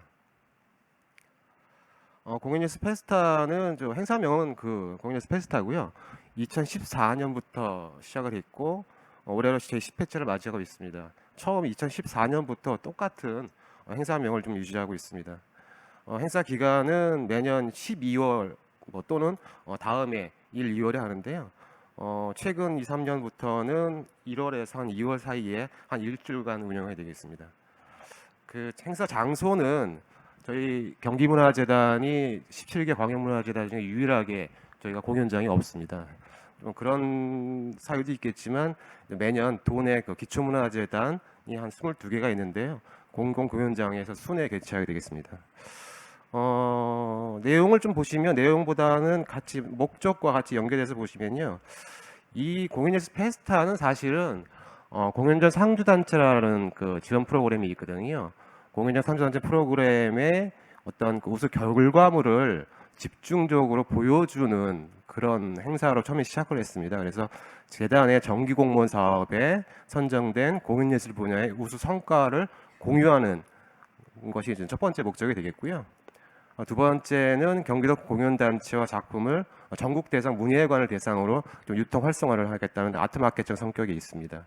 더불어서 이게 31일 시군에 순차 개최가 되기 때문에 어떤 그곳 지역 주민에게는 좀 수준 높은 공연 관람 기회를 제공한다는 좀 목적이 있겠습니다. 그래서 한마디로 제가 좀 정리를 한다면 어떤 경기도 공연예술 성과 교류 페스티벌의 성격이 있겠습니다. 그 주요 행사 내용은 보시면 우수 작품 집중 공연, 이게 저희가 이제 베스트 컬렉션이라고 하는데요. 그다음에 공연 중매 프로젝트, 그러니까 아트 마켓, 창작 쇼케이스, 그리고 부대 행사로 이루어지고 있습니다. 먼저 좀 추진 체계를 좀 이해를 하셔야 될 것 같은데요. 좀 전에 말씀드린 것 같이 저희 광역문화재단은 기초 공연장이 없기 때문에 공연장을 보유하고 있는 기초문화재단과 이제 공동 주최를 하게 됩니다. 여기에 더해서 한국문화예술회관 연합회 경기지회와 협력을 통해서 3개 기관이 매년 그 협력을 통해서 개최하게 되는데요. 먼저 광역인 경기문화재단은 전체 행사 기본 계획을 수립하고요. 예산에 대한 분담 및 교부, 그다음에 추진위원회를 구성하고 운영하게 됩니다. 그리고 여기에 참여할 페스타에 참여할 작품을 공모를 전체적으로 진행하게 됩니다. 기초문화재단은 그 전체 행사를 진행을 하고요. 일부 한 전체 총사업비의 한 30%를 예산을 매치기는 합니다. 그리고 공연장 시설이라든지 장비, 스텝, 인력 운영을 전반적으로 하고요. 홍보물 제작이라든지 모객, 티켓 판매를 주요 담당하게 됩니다. 그래서 그 경기문화재단과 기초문화재단은 이 행사의 공동 주최자로 매년 그 저희가 이렇게 홍보를 하게 됩니다. 세 번째 그 한국문화예술연합회 경기지회는 이 공동 주최를 할 만한 공연장을 저희 광역인 경기문화재단에 추천을 하고요. 페스타 추진위원회라든지 베스트 컬렉션 작품 선정위원회에 참여하게 됩니다. 그리고 그 경기지회 같은 경우에는 31개 문예회관이 다 회원 기관으로 돼 있어서 저희 같은 경우에 아트마켓에도 참여하게 되고요. 또 별도의 그 행사 기간 동안에 공연예술 전반에 대한 이슈에 대해서 학술 행사를 운영하게 됩니다. 이렇게 좀 모니터를 보시면 제1회가 이제 의정부에서 시작을 했고 안양, 구리, 안산, 하남, 또 여기 경기 아트센터에서 운영을 했었고요. 의정부, 광주, 올해 초에 고향에서 했었고 내년 초에는 용인문화재단에서 포은아토르에서 할 예정이 있습니다. 전체 프로그램 중을 좀 제가 잠깐만 소개를 드리겠는데요. 우수 작품 집중 공연입니다. 베스트 컬렉션이라고 합니다. 좀 전에 말씀드린 것 같이 이 한 해 동안에 저희가 재단의 문예진흥 공모 지원 사업 중 공연예술 분야가 2가지가 있는데요. 하나는 공연장 상주단체 육성 지원 사업이고 그 다음에 공연예술 제작 초연 작품 사업입니다. 이 2가지 사업을 대상으로 해서 단체를 해서 작품을 저희가 공모를 하게 됩니다. 올해 같은 경우에 공연예술 상주단체에는 한 15개 단체가 있고요. 공연예술 제작 초연 작품 같은 경우에는 한 21개의 작품이 지금 선정되어 있습니다. 작품 선정은 1차적으로 그 한 단체당 한 2개 작품을 신청할 수가 있고요. 그 다음에 2차에 그 저희가 공연예술 상주단체와 제작 초연 작품의 현장 모니터링단이 있습니다. 현장 전문 평가단에 의해서 한 2배수 추천을 작품을 하면 저희가 페스타에서 운영하는 작품 선정위원회에서 최종 3작품에서 4작품을 선정하게 됩니다.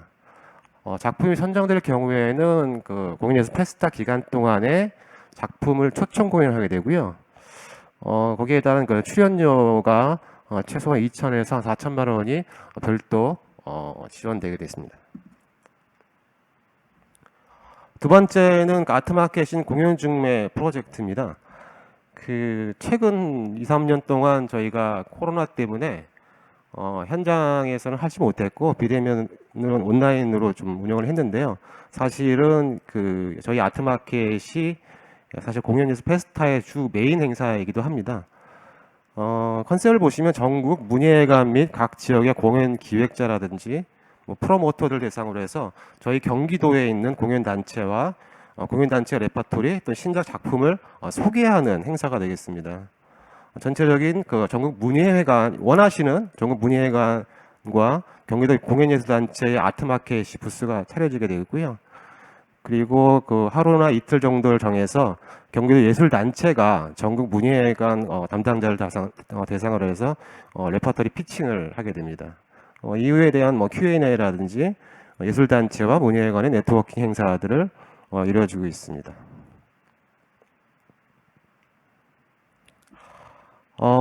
그다음 창작 쇼케이스인데요. 저희가 이 창작 쇼케이스라는 개념을 이해하기 위해서는 뭐 헤비치 페스티벌 같은 경우에는 사실 완성된 작품이 이제 쇼케이스에 올라가는 경우도 있는데 저희 같은 경우에는 정기 공모 지원 사업에 공연예술 창작 준비 지원 사업이 있습니다. 공연예술 창작 준비 사업은 아직 그 무대화되지 않는 신규 레퍼토리 개발을 위한 지원입니다. 그러니까 아직 그 제작 초연이 되지 않은 작품에 대해서 지원하는 사업인데요. 지원 금액은 크게 많지 않고 한 정액 800만 원 정도가 지원됩니다. 작품 규모는 한 12개에서 한 16작품이 되겠고요. 그래서 그 공연예술 페스타 기간 동안에 이 12개에서 16작품들이 그 주요 장면, 그 창작 예적 공연 주요 장면을 30분 내외에서 낭독 공연을 하게 됩니다. 물론 그 뭐 공연장이라든가 무대, 뭐 홍보 기본 시스템은 저희 재단에서 제공을 하고요. 그래서 이 낭독 공연을 통해서 이 현장에 당일 그 쇼케이스 전문 심사 평가단이 현장 평가를 하게 됩니다. 현장 평가를 하면 이 평가 우수 작품은 저희 다음에 공연예술 제작 초연의 심사에 적극적으로 반영하게 됩니다. 그래서 일단 이게 보면 창작 준비에서 시작해서 제작 초연 그리고 공연예술 상주단체 지원까지 좀 단계별 지원 과정에서 공연예술 페스타가 좀 연계되어 있다고 보시면 될 것 같습니다. 끝으로 이제 부대 행사인데요. 좀 전에 말씀드린 것 같이 한국문화예술연합회 경기지회 협력을 좀 진행을 하고 있고 매년 그해 경기도 공연예술 이슈와 관련된 심포지움이라든지 문화예술 특강들을 갖고 있고요. 그리고 경기도 문예회관 대표자 회의가 행사 기간 동안 이루어지고 있고 관계자 네트워킹 교류가 되겠습니다. 그 주민 참여 행사도 별도로 열리는데요. 행사 개최 지역의 그 지역 주민과 지역에 있는 그 아티스트라든가 예술 단체들이 참여하는 행사를 진행해야겠고 별도로 뭐 개막식이라든지 뭐 초청 공연이 이루어지는데 이 부분은 부대 행사는 해마다 그 개최되는 그 기초문화재단과 지역에 따라서 좀 다양하게 진행되는 것 같습니다. 그래서 저희는 오늘 이 성과보다는 그 행사가 어떤 식으로 이루어지는가에 위주로 좀 말씀을 드렸고요. 좀 그 내용은 좀 간단하게 좀 정리를 해봤습니다. 네, 감사합니다.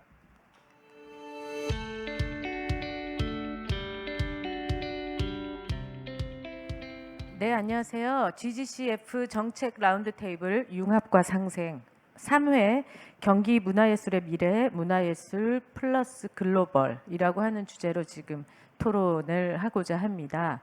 먼저 오늘 이 토론회에 참석해 주신 분들을 소개를 드리도록 하겠습니다. 저기 보이시는 순서대로 소개를 드릴 텐데요. 바로 조금 전에 우리 아주 열정적인 발제를 해주셨던 우리 박지선 선생님이십니다. 박지선 선생님은 프로듀서 그룹 도트의 프로듀서로 활동하고 계십니다. 그 옆에 계신 분은요, 임현진 선생님이십니다. 임현진 선생님은 현재 독립 프로듀서로 활동하고 계십니다. 예, 그 옆에 계신 분은 조병욱 선생님이십니다. 우리 그 브러시 시어터의 팀장님이십니다. 네, 그 옆에 계신 분 소개드리겠습니다. 네. 임수빈 선생님이십니다. 예, 한국국제문화교류진흥원의 교류기획팀장이십니다. 옆에는 저희 경기문화재단의 유인택 대표이사님이십니다. 네, 그리고 오늘 첫 번째로 축제와 시장이라고 하는 주제로 발제를 해주셨고 또 연극 축제 감독님으로서 아주 활약을 하시는 우리 연극계 대선배님이십니다. 임수택 감독님이십니다. 네, 그리고 저의 오른쪽으로는 아까 우리 경기 공연예술 페스타 현황에 대해서 공유해 주신 우리 경기문화재단의 문화예술본부 예술진흥실장인 원준호 실장입니다. 네, 그리고 저는 경기문화재단의 문화예술본부장 주홍미입니다. 반갑습니다.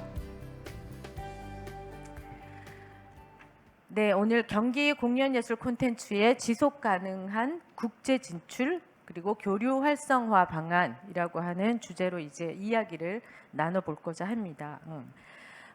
첫 번째로 우리 광주 프린지 페스티벌과 수원 연극 축제 예술 감독이신 임수택 감독님이 축제와 시장이라고 하는 주제로 현재 축제가 시민들에게 예술 작품을 보여주고 있는 것을 넘어선 그 시장 자체가 예술 프로그래머와 또 마케터들 그리고 바이어들의 시장으로 새롭게 형성되고 있는 지점에 대해서 말씀을 잘 해주셨습니다.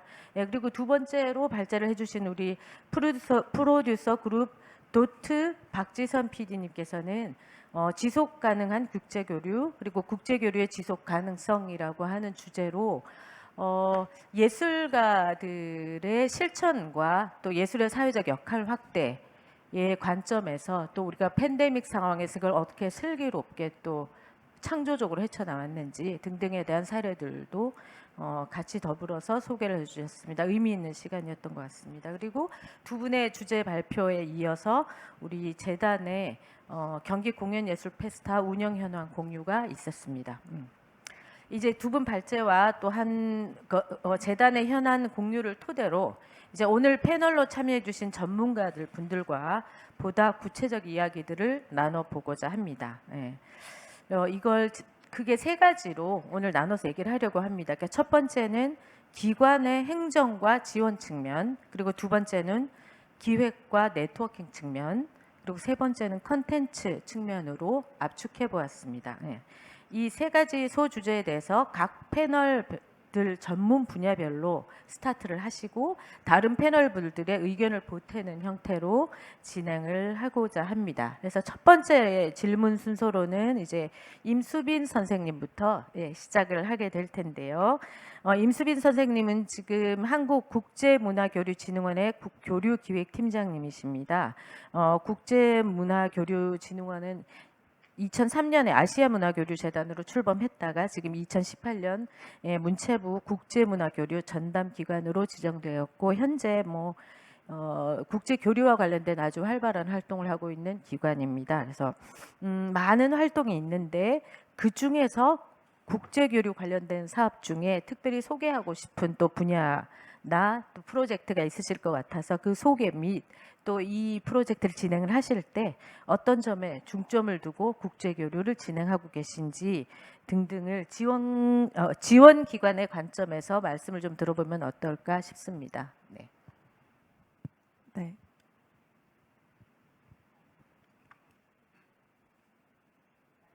있나요? 네, 그냥 말씀 바로 드릴게요. 저희 그 한국국제문화교류진흥원 같은 경우에는 본부장님께서 자세히 말씀을 해주시긴 했지만 그 좀 더 국가 대 국가 차원의 그 국제문화교류 진흥을 추진하고 좀 저변을 확대하는 역할을 하고 있습니다. 그래서 장르적으로는 K-팝이나 K-드라마 같은 콘텐츠 쪽부터 공연예술, 실강예술 전반을 아우르는 사업을 진행을 하고 있는데요. 저희 같은 경우에는 좀 저희 팀에서 운영하고 있는 사업 중에는 국가 간 수교 사업이라든지 아니면 트래블링 코리안 아츠와 같은 한국 공연예술, 시각예술 작품의 이제 해외 진출 활성화를 돕는 그런 사업들이 있는데 제가 특별히 좀 소개드리고 싶은 사업은 아까 박지선 PD님께서 네트워크라든지 사람 간의 그 교류에 중점을 맞춰야 된다 말씀을 하신 거와 더불어서 그 국제문화교류 전문가를 양성하는 국제문화교류 전문 인력 양성 사업, 그러니까 브랜드명으로는 넥스트라고 불리우고 있는데요. 그 사업을 좀 설명드리고 싶습니다. 이 사업은 2013년에 시작을 해서 현재까지 진행을 해오고 있는 좀 호흡이 긴 사업이에요. 그래서 3년에서 한 10년까지의 그 공연예술, 시각예술 기획자들을 선정을 해서 해외 문화원이나 아니면 주요 축제, 기관 이런 쪽에 파견을 해서 성장을 돕고 있는 사업입니다.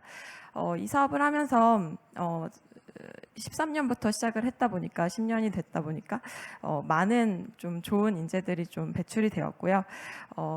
저희 기관의 사명과도 연결되는 저변 활성화라든지 아니면 인력 양성 그리고 국제 네트워크 구축에도 많은 역할을 현재 하고 있는 그런 저희 진흥원에 좀 내놓을 수 있는 그런 대표 사업이라고 할 수 있습니다.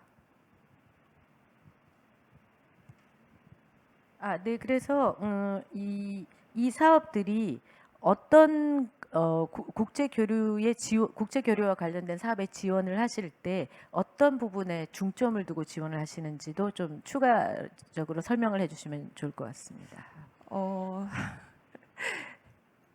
이 사업을 통해서 특별히 중점을 두고 있는 부분이요.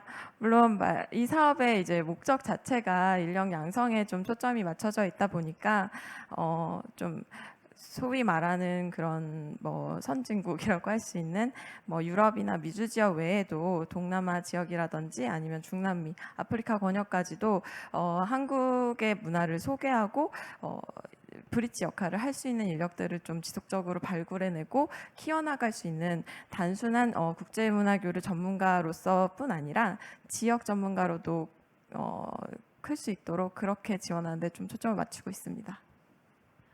네, 이 인력 양성과 관련된 부분에 이제 많이 초점을 두신 것 같고, 우리 아까 박지선 선생님께서 발제를 해주실 때도 이것이 이제 프로젝트 지원에서 프로덕션 지원에서 사람 중심의 지원으로 조금 더 그 깊이 있게 집중했으면 좋겠다는 말씀하고도 연동이 되는 일인 것 같습니다. 그래서 지금 국제적인 그러니까 국제적 프로듀서를 양성하기 위한 인력 지원으로 뭐 팸스에서 진행하고 있는 연계 프로젝트 이런 것도 있고 이런데 이 부분이 이제 그런 인력 양성으로 인해서 현재 한국의 시장에 어떻게 반영되고 이것이 다시 국제적 교류로 이어질 수 있는지에 대한 어떤 선순환 구조에 대한 이 데이터들이 아직 많이 쌓여지지 않는 점이 조금 아쉬운데요. 그런 작업이 좀 필요해 보이지 않나 이런 생각도 한번 해봅니다. 이어서 우리 임현진 선생님께 이제 질문을 드려보려고 합니다. 임현진 선생님은 지금 주로 처음에 기관하고 일을 좀 하시다가 지금 독립 프로듀서로 일하신 지 지금 7년, 8년 정도 되신다고 들었어요. 그래서 처음에 기관에서 이 국제 교류와 관련된 작업을 하셨을 때와 지금 독립 프로듀서로 일하실 때에 이제 이 국제적인 교류에 대한 게 어떻게 또 다르게 느껴지시는지, 그리고 그간에 또 어떤 변화를 또 뭐 재밌는 일화나 이런 게 있으면 좀 소개를 해주시면 좋을 것 같습니다. 네. 네, 감사합니다. 재밌는 일화를 소개해달라고 하시니까 좀 부담이 되긴 하는데요. 네, 저는 임현진이고요. 소개해주신 것처럼 사실은 기관에서 뭐 국제교류 일을 처음 시작했다고도 할 수 있지만 제 첫 일의 시작은 2010년에 하이서울 페스티벌이었어요. 그 이후로 계속 거리예술 축제에서 해외 작품을 한국으로 초청해 오는 일들을 하다가 이제 프로그래밍 일로 조금씩 확장을 시켜 나가면서 네, 그렇게 계속 국제교류의 일들을 했던 것 같습니다. 처음에는 근데 제가 사실 초청을 맡아야 했던 팀들이 대부분 다 유럽의 단체들이었어요. 유럽에 좋은 작품들이 많아서 그런가 보다. 유럽 작품들 너무 재밌는 거 많다. 되게 신났고 좋았습니다. 그러다가 어느 순간 왜 이렇게 우리 작품들을 사오기만 하지? 우리 작품도 좀 보내야겠다는 욕심이 생겨서 축제에서 일을 하지 않게 되었던 시점에, 독립기획자가 되었던 시점에 좀 더 한국 작품의 해외 진출에도 관심을 가지게 됐던 것 같습니다. 그 관심에서 이렇게 나가서 공연을 하다 보니까 해외 아티스트랑 같이 협업하는 것도 재밌겠는데? 라는 생각으로 가면서 사실 아까 박지선 PD님이 소개해 주셨던 그런 흐름과 좀 비슷한 결을 제가 따라갔던 것 같기도 해요. 그런 작업들을 주로 많이 했었는데 초반에 일을 시작하고 한 7, 8년 정도는 저의 대부분의 파트너들은 다 유럽의 아티스트들이었어요. 그리고 나서 저 아시아 프로듀서 플랫폼에 저도 함께 참여를 하게 됐고, 이렇게 가까운 곳에 이런 동료들이 있구나를 발견한 즈음에 코로나가 찾아왔죠. 최근에 저는 사실 컨셉 투어링이라는 방식의 국제교류에 굉장히 관심을 많이 가지고 있는데, 작품 자체가 풀 프로덕션의 사이즈 그대로 해외로 이동하는 것이 아니라 일정 부분을 온라인으로 디벨롭을 하거나 그 작품이 가지고 있는 고유한 아이디어가 전유될 수 있도록 하는 방식의 투어링을 이야기하죠. 그래서 그런 방식으로 작품을 제작한다면 더 오랫동안 공연할 수 있지 않을까? 더 쉽게 국제교류를 할 수 있지 않을까? 더 평등하게 국제교류를 할 수도 있지 않을까라는 생각을 저는 하고 있습니다. 그 평등하게라는 부분에서 사실은 코로나가 저에게 코로나의 시기가 깨닫게 해준 게 하나 있었는데요. 예를 들면 모두가 다 만날 수 없는 시기가 되니까 도리어 조금 평등해지는 게 있었던 것 같아요. 그때에 주로 같이 온라인으로 작업을 했던 동료들이 동남아시아의 동료들이었었는데, 이전에는 거리가 더 멀음에도 불구하고 유럽의 동료들과 일하는 것이 더 어떤 대원 조성의 면에서나 의사소통의 면에서 더 편하게 느껴졌었다면, 사실은 모두가 다 어차피 물리적으로 만나지 못하는데 우리가 진짜 만나서 얘기하고 싶었던 사람들이 누구인지를 고민할 수 있는 어떤 그런 시간이기도 했었고, 그 과정에서 꼭 우리가 만나서 물리적으로 함께 있지 않더라도 작품을 만들 수 있어라는 어떤 희망을 가지게 됐고, 코로나가 지나면서는 우리 이전의 교류 방식들이 얼마나 불균형했었는지, 예를 들면 여권의 힘이 강한 국가와 여권의 힘이 강하지 않은 국가가 있을 때 당연하게도 여권의 힘이 강한 비자를 많이 필요로 하지 않는 국가의 아티스트들과 더 많이 교류해왔었다라는 것을 발견하게 되기도 했고요. 이동의 권리와 이동의 자유를 누구나 다 누리고 있는 것이 아닌데 나는 어떤 이들과 교류를 하고 싶은가, 우리는 어떤 이야기를 해야 하는가에 대한 고민들도 좀 더 많이 할 수 있었던 것 같습니다. 그래서 최근에 저의 이런 고민들은 또 한 축에서는 신진 예술가, 신진 기획자들에 대한 관심으로 이어지고 있기도 합니다. 코로나 기간 동안 사실은 박지선 PD님도 말씀 주셨지만 리서치나 어떤 온라인을 통해서 동료들과 연결을 이어가는 것은 사실 어렵지 않았어요. 그런데 그런 이야기들을 문득 듣게 됐는데, 아직 교류의 경험이 없는, 이제 막 이 생태계에서 활동을 시작한 이들에게는 어떻게 국제교류의 그런 첫 단계를 만들어야 할까? 그들은 어떻게 첫 단계를 만들어야 할까? 그들에게 필요한 플랫폼은 무엇일까? 이전에 모두에게 모든 이야기들을 발신하는 방식의 그런 마켓은 더 이상 비효율적일 텐데 어떤 방식의 새로운 플랫폼이 우리한테 필요한 것일까? 신진 예술가들이, 신진 기획자들이 국제적으로 활동할 수 있게 견인해주는 어떤 역할을 누군가는 해야 되지 않을까? 그런 고민을 조금 하고 있고, 한국국제문화교류진흥원 코피스의 사업에 지원을 하나 받아가지고 마중물 프로젝트라는 이름으로 이렇게 신진 기획자들이 연결고리를 만들 수 있는 사업을 하나 준비하고 있습니다. 네, 지금까지 이제 우리 박지선 선생님, 이면진 선생님, 그리고 우리 국제교류진흥원의 선생님까지 세 분이 주로 이제 예술가의 역량 강화와 또 국제적인 예술가와의 교류, 그리고 역량 강화, 또 어떤 공동 작업, 이런 관점으로 이제 말씀해 주셨고, 아마도 오늘 토론회에서 또 청취를 하시는 많은 분들이 궁금해 하시는 부분은 어떻게 국제교류 시장으로 더 원활하게 또 진출할 수 있는 어떤 방법이 있을지에 대한 부분도 궁금해 할 것 같습니다. 예. 그래서 지속적인 이 어떤 시장으로서의 진출을 위해서 어떤 부분을 중점적으로 컨택 포인트를 삼으면 되는지, 혹은 또 해외 시장에서는 주로 한국 공연의 어떤 부분을 매력을 느끼더라라고 하는 이런 현장에서 생생한 이야기들을 좀 나눠보면 어떨까 싶은 생각이 드는 우리 박지선 선생님. 네. 네, 네, 다오나? 네. 많은 분들이 그러니까 해외에 나가는 해외 진출에 대해서 그러니까 처음은 다 막막한 것 같아요. 근데 막막하고 뭔가 나도 해외에 나가서 작업을 하고 싶고 많은 관객들을 만나고 싶고 하는 요구가 있을 거라 생각이 드는데요. 저는 일단 첫 번째 우리 단체가 해외에 나가고자 하는 이유가 무엇인지에 대해서 먼저 스스로 질문을 해야 되는 게 필요하고요. 왜냐하면 그거에 따라서 방법론이 달라질 수밖에 없다라고 생각이 들어요. 진짜 우리는 한국의 시장이 너무 없다. 그리고 우리는 정말 전략적으로 해외 시장을 막 개척하고 나가서 해외에서 주로 작품을 정말 컨텐츠를 개발해서 이 컨텐츠를 해외에서 계속해서 그 투어링을 통해서 거기서 어떤 일정 부분의 수익들을 계속 창출하고 또 그 수익으로 또 계속 창작을 이어가겠다. 뭐 이런 목적이 있는 것인지 아니면 또 더 많은 관객들에게 뭐 피드백을 받고 아니면 새로운 예술가, 그러니까 우리와 유사한 작업을 하는 그런 예술가들을 만나고 싶은 것인지 사실 굉장히 다양한 이유가 있을 것 같아요. 그래서 단체가 내가 해외 나가고자 하는 이유가 무엇인지에 대한 스스로에 대한 질문과 답을 먼저 좀 찾는 게 중요할 것 같고요. 그리고 두 번째, 국내에도 굉장히 다양한 축제들이 있잖아요. 그리고 그 다양한 축제에 초청되어지거나 공연되어지는 작품들은 다 다를 수밖에 없고요.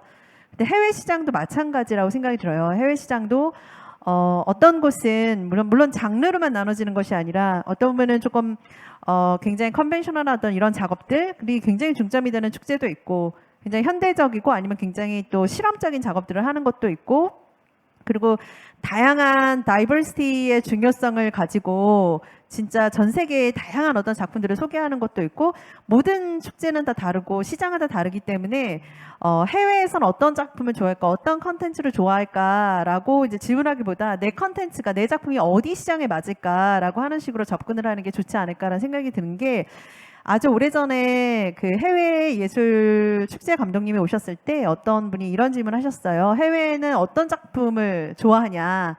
내가 거기에 맞추겠다라는 거였죠. 근데 사실 창작이라는 게 그런 건 아니잖아요. 우리가 에딘버러에서 좋아하는 작품 따로 만들고 아비뇽에서 좋아하는 작품 따로 만들고 이러는 것이 아니기 때문에 일단 내 단체가 우리 단체의 작품과 만나는 시장, 그러니까 맞는 시장은 어디인가라고 하는 것에 대한 것을 좀 리서치를 하셔야 되는데 사실 가장 기본적인 진출에 있어서 첫 번째 단계는 이제 질문에서 답을 찾고 그리고 나서 이제 국내부터 시작을 하는 게 보통 일반적인 것 같아요. 뭐 오늘 아트마켓에 대한 얘기가 굉장히 많이 나왔는데 서울 아트마켓은 우리가 해외를 나가지 않고 한국에서 만날 수 있는 해외 관계자들이 굉장히 많이 모이는 곳이기도 하고 그리고 또 서울 아트마켓에서 지금 전 세계의 예술계의 흐름이 어떤지도 이제 좀 엿볼 수 있고 그래서 먼저 그런 곳에 가서 이제 리서치도 하고 사람들을 만나면서 나와 비슷한 아니면 우리 작품의 시장에 맞는 사람들은 누가 있을까 그런 사람들과 대화를 해보고 그런 대화를 하면서 뭔가 그 다음 단계 그러면 당장 어디에 나가는 것이 아니라 그러면 그 축제를 내가 또 한번 나가서 리서치를 해볼까 해서 한번 나가서 또 그곳에 상황을 좀 살펴보기도 하고 이런 과정들이 좀 필요한 것 같아요. 그래서 당장 뭔가가 뭐 단시간에 내가 어디 나가고 싶다 나간다기보다 그런 식의 어떤 과정들의 그 단계를 좀 거치시고 그러시면서 천천히 우리 작품에 맞는 해외 관객들이 있는 곳을 찾는 것이 저는 좀 필요하지 않나라는 생각이 듭니다. 네, 감사합니다. 그러면 이어서 현장에서 오랫동안 활동하시면서 그 어떤 분보다 이제 피부로 이 상황을 느끼고 계실 우리 임수택 감독님의 의견을 좀 들어보고자 합니다. 그래서 최근에 제가 알기만으로도 한 30년 가까이 계속 국제적인 페스티벌에 참여를 해주면서 시장 분석을 하시고 또 국내에 적용하시고 이런 과정을 계속 거듭해 오셨는데요. 이제 그간의 변화 상황이라든지 그리고 최근에 한국 작품에서의 수요가 어떤 부분이 더 높아지고 있는지 이런 등등에 대해서 좀 편안하게 말씀해 주시면 좋을 것 같습니다. 조금 길게 얘기를 해야 될 것 같은데 저는 이제 독일에서 잠시 유학을 한 적이 있습니다. 그때 친구들이랑 이제 거의 매일 술을 마시고 놀았는데 그때 어느 날 이제 노래를 부르게 됐어요. 그래서 제가 그때 향수병이 잔뜩 들어있을 때라 내 고향 남쪽 바다라는 그 가곡을 불렀어요. 그랬더니 그 독일 친구가 아니 그거 말고 너의 노래, 내 나라 노래 그런 거예요. 아니 내 고향 남쪽 바다가 내 나라 노래인데 왜 또 나보고 다른 걸 부르라고 그러지? 그러니까 이제 파름계를 기반한 그 서양식 그 음악이었던 거죠. 그래서 할 수 없이 이제 아는 건 없고 그래가지고 이제 그 아리랑을 부르고 말았었는데요. 그러니까 외국에서 기대하는 건 이제 자기들과 비슷한 것이 아니라 자기들과 다른 것을 이렇게 기대를 하는 게 일단 당시 그 내 노래뿐만이 아니라 오늘날 그 공연예술계에 있어서도 수요가 그런 쪽으로 맞춰져 있는 것 같아요. 그래서 사실 우리의 그리고 이제 아주 그것도 오래된 얘기인데 아비뇽 감독이 한국에 한번 왔죠. 그래가지고 한국 포커스를 한번 하겠다. 한국에 포커스 맞추고 아비뇽 축제 프로그램 일부를 짜겠다고 와서 공연을 열심히 봤는데 가져갈 게 하나도 없었어요. 그래가지고 결국 그 양반이 가져간 게 판소리 하나 가져갔어요. 판소리 하나 가져가고 한국 포커스가 도저히 운영이 안 되니까 아시아 포커스로 이렇게 변형해서 아비뇽 축제를 운영했었죠. 저는 우선 그 공연 예술인들에게 이런 부탁을 하고 싶어요. 해외에 나가려고 너무 애쓰지 마라. 우선 여러분이 공연 예술을 하는 이유는 여러분의 동포들을 위해서 하는 것이지 왜 외국 사람들을 기쁘게 해주려고 애를 쓰느냐. 국내에서 먼저 성공을 해라. 이제 국내에서 국내 내 이웃을 위해서 이웃이 좀 더 품격 있는 예술 향유를 할 수 있도록 노력을 하고 거기다 관심을 가져주길 바랍니다. 그걸 기반으로 해서 이제 국제 교류도 가능한 것이고 그래서 우리 이웃이 우리 친구가 좋아하면은 외국에서 좋아하게 돼 있다는 거죠. 저는 좀 애매하게 말씀드리긴 했는데 그 뒤로 뭐 저도 이제 그 거리 예술에 관련된 국제 교류 사업을 이제 과천 축제 때 매년 이렇게 해왔었고 그런데 요즘은 좀 중단이 됐습니다. 그게 국제 교류가 공동 제작 형식으로 국제 교류를 했었는데 그때 제가 국제 교류를 공동 제작을 추진한 이유는 첫 번째로 그 당시 우리나라의 거리 예술이 좀 유럽에 비해서 좀 아직 좀 발전이 돼 있지 않은 상태였어서 그래서 그 유럽의 거리 예술의 기법들을 좀 익히자라는 취지가 있었고 그리고 두 번째로는 이거를 통해서 우리가 반제품이라마 한번 유럽에 진출해 보자. 왜냐하면은 공동 제작을 할 경우 제가 이제 저희 축제에서 공연할 뿐만이 아니라 또 상대방 파트너 축제에서도 이제 되게 초청을 해줘서 거기서 공연을 했기 때문에 이제 반제품이나마 이제 소위 수출이 가능했던 거죠.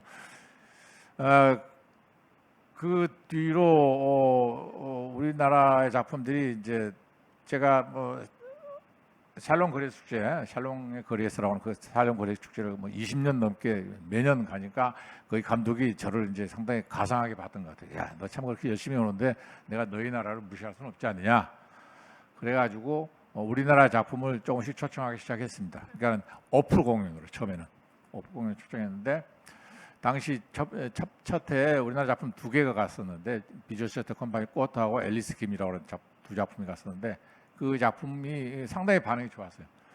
그리고 물론 이제 그게 한국적인 것이어서 좋았다기보다 그 두 작품이 단순히 그 사람들을 즐겁게 해주는 그런 오락용 작품이 아니라 우리 사회의 어떤 중요한 이슈들을 담고 있었던 거죠. 그래서 그 두 작품을 보고 당시 예술 감독이 그러더라고. 한국 니네 나라 작품들은 그 사회적 문제 의식이 굉장히 강하구나. 상당히 그걸 긍정적으로 봤던 것 같습니다. 그렇게 해서 뭐 비공식 참가자고 그러니까 오프 공연으로 몇 해 우리나라 작품이 저의 추천에 의해서 제가 추천에 의해서 공연이 되다가 이제 올해 처음으로 공식 참가적으로 참가를 하게 됐습니다. 샬롱 거리예술 축제 같은 경우 공식 참가자로 참가한다는 건 굉장한 영광이에요. 그 외국 작품은 거의 없습니다. 프랑스 작품만 하고 이번에 그 예술 감독이 이제 제가 추천한 작품을 공식 참가자로 받아들여줘서 극단 서커스 하는 포스의 수직이라는 작품이 공식 참가자로 참가를 했고 나아가서 그때 제가 아까 말씀드렸듯이 샬롱 거리예술 축제는 그 저와 같은 예술 감독들이 한 500명 온다고 그랬죠. 그 감독들 중에 그 이제 일부가 다는 아니었던 거고 일부가 포스의 수직이라는 서커스를 봤던 것 같아요. 그리고 바로 속된 말로 사갔습니다. 또 그 작품은 내년에 여름에 또 유럽을 한참 동안 또 투어할 예정인 것 같아요. 그렇게 경우로 있죠. 그 작품도 역시 뭐 상당히 그 우리 수직이라는 작품, 우리나라의 그 상하 계급 구조가 굉장히 강하죠. 또 모두가 다 또 위로 치솟아 올라가려고 하고 하는 그런 우리 사회상을 솔직하게 부끄러워하지 않고 반영을 했었고 그것이 좋은 평가를 받았던 것 같아요. 또 뭐 들리는 말에 의하면은 이제 내년에 아까 제가 말씀드렸던 프랑스 오리악 국제 거리 축제, 거리 축제는 가장 크고 오래된 축제인데 거리 축제에서 들리는 정보에 의하면은 내년에 한국 포커스를 하겠다. 그래서 그런 얘기를 하더라고요. 그러니까 좀 어떻게 이제 진행이 될지 상당히 궁금한데 적어도 거리예술은 외국으로 이제 해외의 주요 축제로 서서히 진출하고 있고 생각보다는 반응이 제 생각보다는 반응이 좋더라고요.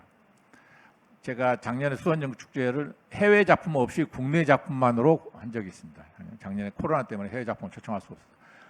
그런데 축제가 잘 진행됐어요. 거리예술 시작한 지 20년밖에 안 됐는데 이 우리나라 소위 속된 말로 국산으로 행사를 잘 치렀던 거죠. 그래서 상당히 이제 좀 자부심을 갖는 계기가 됐습니다. 아무튼 저는 우리나라 공연 예술인들이 너무 해외 진출하는 데 관심 갖지 말고 먼저 우리나라 국민들을 즐겁게 해주고 좋은 작품을 만들면 그다음에 이제 그리고 그다음은 이제 우리 국민들을 대상으로 하는 거에 관심 갖고 만들다 보니까 더 지역성을 갖게 되는 거죠. 근데 그것이 의외로 해외에서는 환영을 받는다는 거죠. 그래서 뭐 가장 하공적인 것이 가장 세계적인 것이라 했던가요? 지역성에 또 관심을 갖고 몰두하다 보면은 의외의 좋은 결과가 나올 수도 있을 거라 생각합니다. 네, 말씀 잘 들었습니다. 그래서 이렇게 말씀이 자연스럽게 이제 국내 관객 개발로 이제 이어지게 되는데요. 예. 그러니까 뭐 보다 완성도 높은 이제 창작 작품이 이제 생산될 수 있도록 지원을 하고 또 이것이 또 국제화 될 수 있도록 지원을 하는 게 이제 공공기관의 역할이기도 할 텐데요.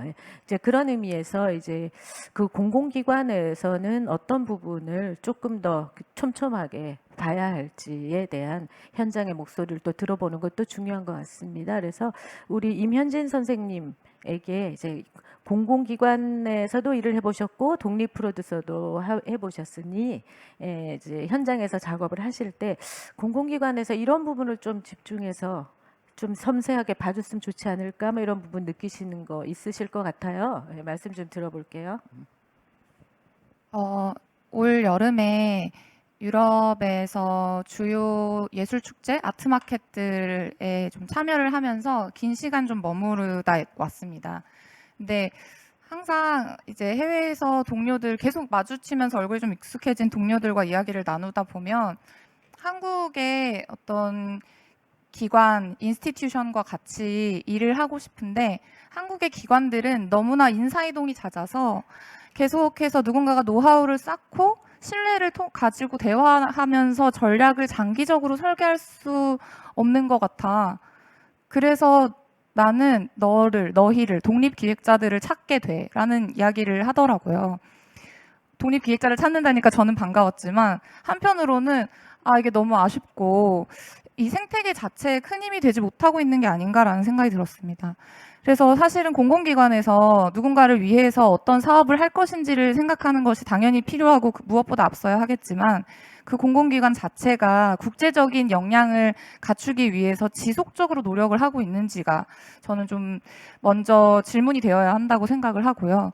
그리고 국제교류라는 것을 사실 저는 좀 더 본격적으로 제가 시장에 참여하고 관여할 수 있었던 것은 이전에 예술경연지원센터에서 그 기획자들을 대상으로 한 해외 프로모터 지원 사업이 있었어요.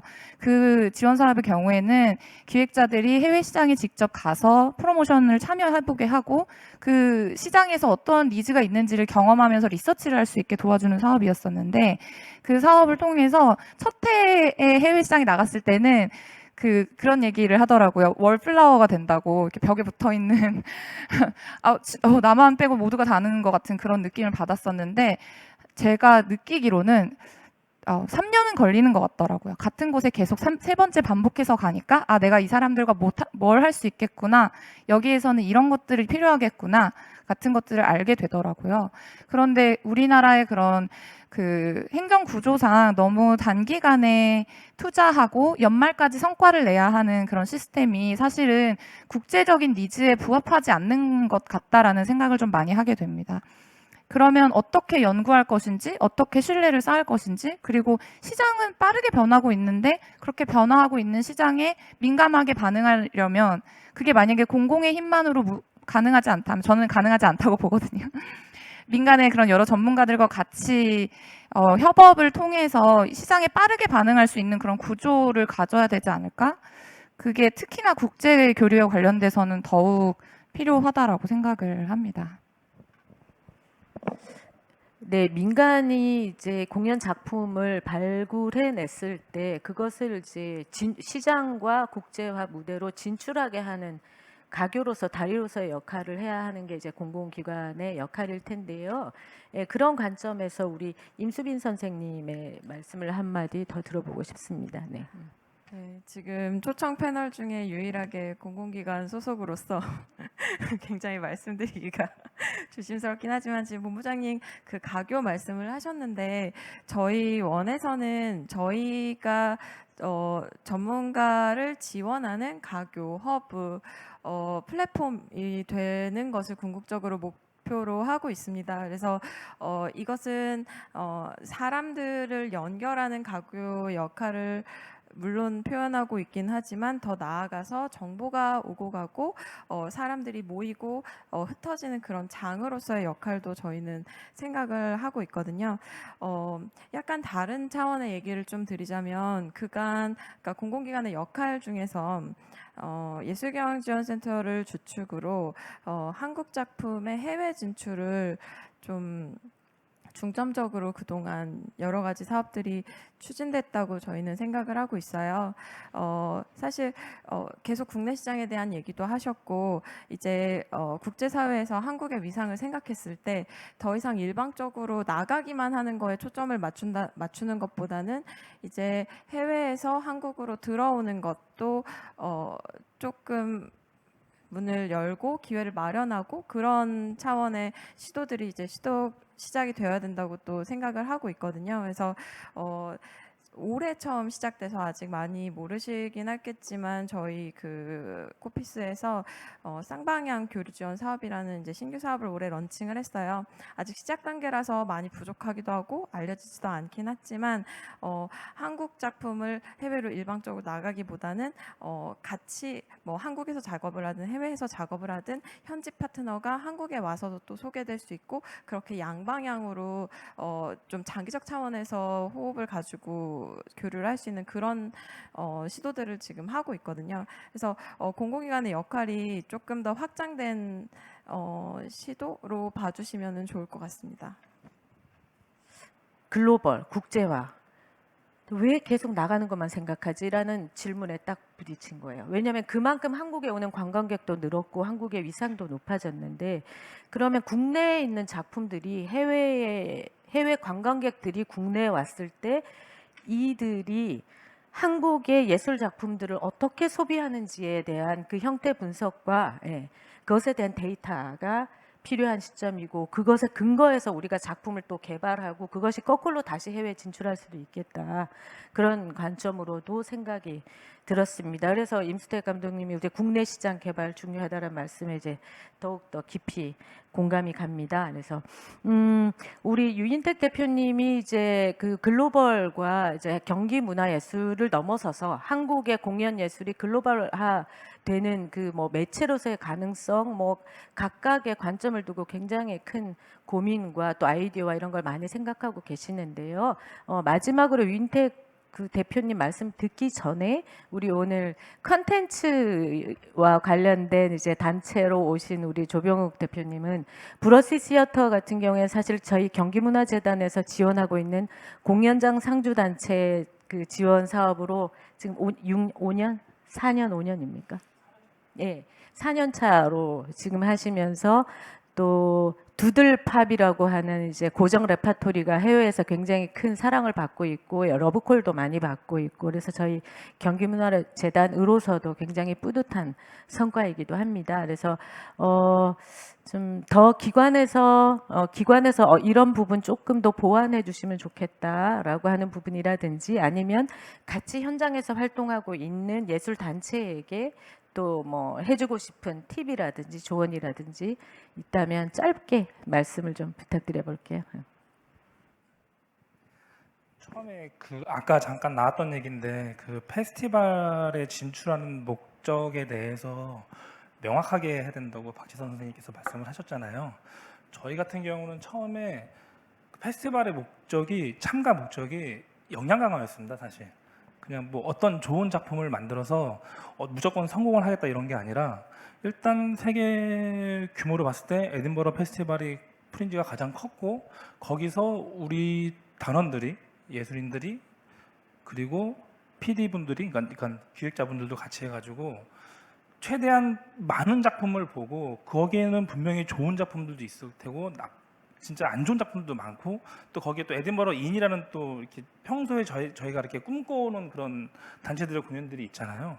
그런 것들을 최대한 많이 경험하고 뭘 하지 않는 거였어요. 저희는 그냥 가서 공연을 가서 하고 공연의 흥망을 생각하지 않고 일단 모든 단원들이 다 좋은 작품을 보고 그냥 한 달 동안 생활하면서 그냥 좋은 에너지만 많이 받자. 그리고 와서 좋은 작품을 만들면 된다. 이렇게 생각을 했었거든요. 거기 갔을 때 저희가 제일 먼저 얻었던 거는 자신감이었습니다. 사실 저희는 처음에 뭐 그런 페스티벌, 세계적인 페스티벌에 나오는 작품들이 다 좋은 작품이라고 생각을 했어요. 근데 그렇지 않은 작품들도 많았어요. 반 이상이. 그래서 우리도 만들면 되겠구나라는 자신감이 생겼습니다. 사실.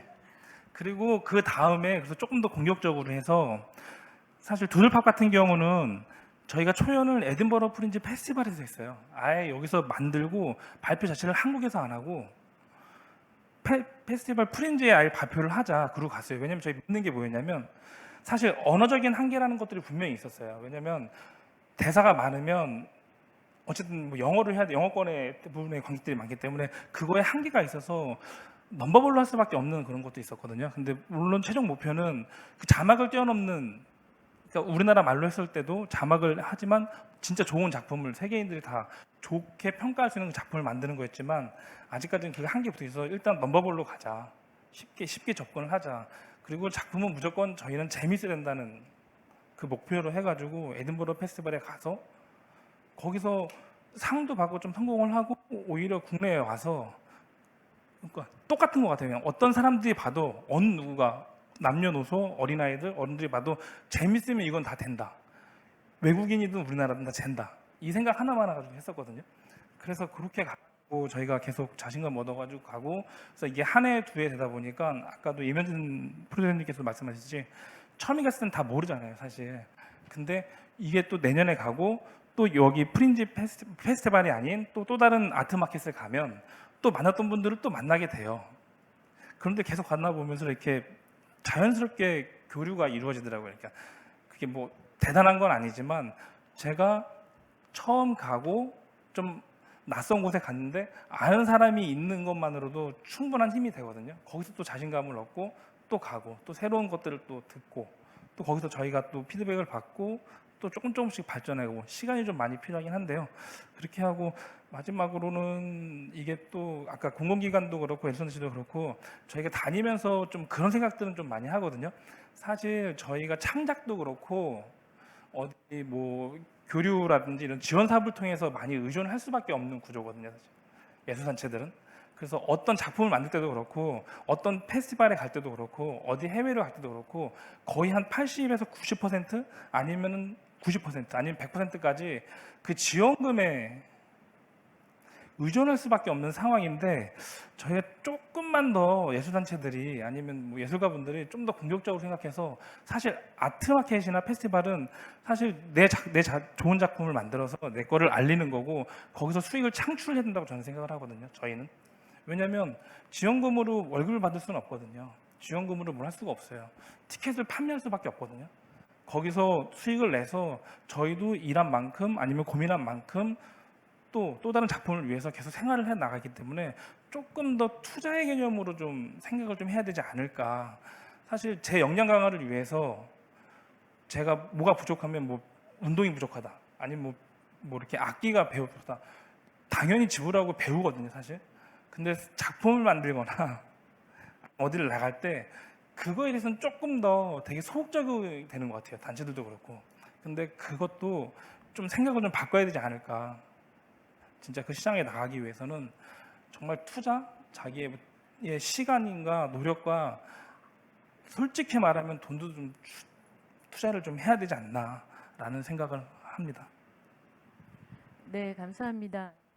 예, 공공기관에서 이제 반드시 지원을 해야 되는 측면이 분명하게 있겠지만 또 그 한편 자생력을 가지고 또 그 시장에 진출하기 위한 이제 기획자와 예술가의 노력 또한 이제 병행이 되면서 이제 그게 같이 이제 시너지가 될 수 있는 상황으로 이제 만들어져 가야 될 텐데요. 사실은 오늘 공연 컨텐츠 이야기를 하면서 저는 그런 말씀을 드리고 싶었었거든요. 그동안 이 프로시니어 무대를 위주로 많이 해왔던 작품들이 이게 지금 축제 시장이 세계적으로 확장되고 하면서 이게 어느 마당, 어느 지역, 어느 필드에서 적용 가능한 탄력적인 형태의 공연들이 많이 만들어질 수 있다면 그것이 또 하나의 시장 진입에 이제 문턱을 낮추는 일이 될 텐데 이 부분은 또 이게 각각의 예술 단체들이 갖고 있는 고유한 특성과 맞물려 있는 부분이라 조금 어려운 측면도 조금 있기는 한데요. 이 부분에 대해서 한번 제대로 논의를 해봤으면 좋겠다 싶은 생각을 많이 했었습니다. 이후에 그런 자리를 한번 꼭 만들었으면 좋겠고요. 예, 마지막으로 우리 유인택 대표님의 말씀을 듣고자 합니다. 예, 그래서 유인택 대표님께서 아까도 제가 잠깐 말씀드렸지만 한국의 공연 예술이 글로벌화 하기 위해서 어떤 부분을 집중해야 하는지에 대한 고민이 상당히 많으십니다. 그래서 그 고견을 좀 들어보는 자리를 갖도록 하겠습니다. 네. 저는 그냥 이런 생각을 해봅니다. 그 영화제 같은 경우 어떻든 이제 저 미주 시장, 그 다음에 이제 유럽, 뭐 칸느, 베니스, 베를린, 그랬을 때 아시아 떠오르는 아시아의 영화들을 내지는 영화 감독들, 작가들을 어떻게 만날까? 그래서 그것을 이제 우리가 일본보다 우리가 뒤처질 때 동경국제영화제에 가면은 이제 아시아의 영화들, 작가들을 만날 수 있었고 그 다음에 이제 홍콩 정도 그러다가 이제 부산국제영화제가 이제 성공하면서 이제 아시아를 대표하는 그래서 부산국제영화제에 오면은 아시아의 영화들, 작가들 모든 것을 다 만날 수 있고 볼 수 있고 정보를 취득할 수 있고 거래도 이루어지고 그런 측면에서 공연 예술도 우리가 뭐 흔히 유럽이나 이제 미주가 발달돼 있잖아요. 그러니까 에딘버러 페스티벌을 포함해서 또 미주 시장 한번 우리 한국이 경기도가 부산역 국제영화제가 그런 역할을 했듯이 한번 그렇게 하면 어떨까라는 아이디어가 생각이 나고요. 그 다음에 또 하나는 이 지자체마다 그 자매 도시가 있습니다. 그래서 뭐 전문 예술인, 잘 나가는 예술인 뭐 이런 분들이야 스스로 알아서 에이전시를 통해서 뭐 유럽 시장이나 미주 시장을 가겠지만은 또 하나는 이제 문화는 교류, 상호 교류라는 측면에서 아마 그 지자체마다 자매 도시가 있으니까 그러면은 그것은 계속 지속성 있는 상호 교류, 그러니까 문화 교류죠. 그게 뭐 전통 예술이든 아까 임수택 감독님이 너무 좋은 말씀을 하셨는데 그래서 아까 국내에 타겟을 두고 거기서 잘 되면은 이제 저절로 매력 있는 그리고 뭐 예를 들면 이제 서양 같은 경우 자기네랑 색다른 something different 그런 이제 아시아 또는 동양 또는 한국적인 어떤 그런 컨텐츠 이런 것에 호기심 내지는 매력을 갖고 또 그런 것을 발굴해서 자기네 나라, 자기네 축제에 가서 소개하는 것이 이제 페스티벌이 아닌가. 뭐 영화, 필름 페스티벌도 이제 마찬가지인데 그런 면에서 한번 우리 경기도가 31개 기초자치단체 플러스 경기도라는 광역자치단체가 있는데 한번 그런 것이 오늘 이 자리를 통해서 생각이 나고 한번 저희 경기문화재단도 그런 자매도시를 한번 찾아보면 어떨까라는 하나의 아이디어 내지는 제안을 드리면서 제 말씀을 마치겠습니다. 네. 네, 지금 그 유인택 대표님께서 말씀하신 게 이제 바로 이제 그 해외 진출 채널에 대한 이야기이신 것 같아요. 그래서 채널을 보다 이제 다양화해야 한다는 측면인데 그게 매체로서의 그 채널 개발도 있는 것 같습니다. 그게 좀 온라인이라든지 영상 컨텐츠를 활용한 뭐 그 해외 진출이라든지 다방면으로 생각해 볼 수가 있는 것 같은데 그거는 지금 시간 관계상 더 말씀을 이어가지는 못하고 이쯤에서 대략 마무리를 할까 하는데요. 마무리하기 전에 이제 그 다시 한번 정리를 해서 말씀드리고 싶은 거는 이제 경기도는 이제 국내에서 굉장히 중요한 시장 중에 예술 시장 중에 하나이고요. 예. 그리고 뭐 공공기관의 숫자 그리고 예술단체 숫자 뭐 예술인 수 이런 등등을 다 고려했을 때 굉장히 예술시장으로서 아주 중요한 위치에 있는 곳이기 때문에 그 콘텐츠를 다양화하고 보다 이제 수준 높은 콘텐츠를 만들어야 되는 것과 동시에 또한 이제 그에 따른 좀 실효적인 해외 진출에 대한 채널을 좀 섬세하게 고민해보는 그래서 그런 역할을 우리 경기문화재단에서 좀 해야 되지 않을까라고 하는 숙제를 저희가 좀 안게 되는 그런 시간이었던 것 같습니다. 저희 경기문화재단에서 이제 이 사업을 이어가게 되면 이제 실무부서가 이제 예술진흥실이 됩니다. 그래서 지금 시작해서 지금 아마 이 사업을 어떻게 해야 되나 고민을 하시면서 앉아 계실 우리 원준호 실장 얘기를 실무자의 얘기를 또 마지막으로 들어보도록 하겠습니다. 예, 그 말씀 잘 들었고요.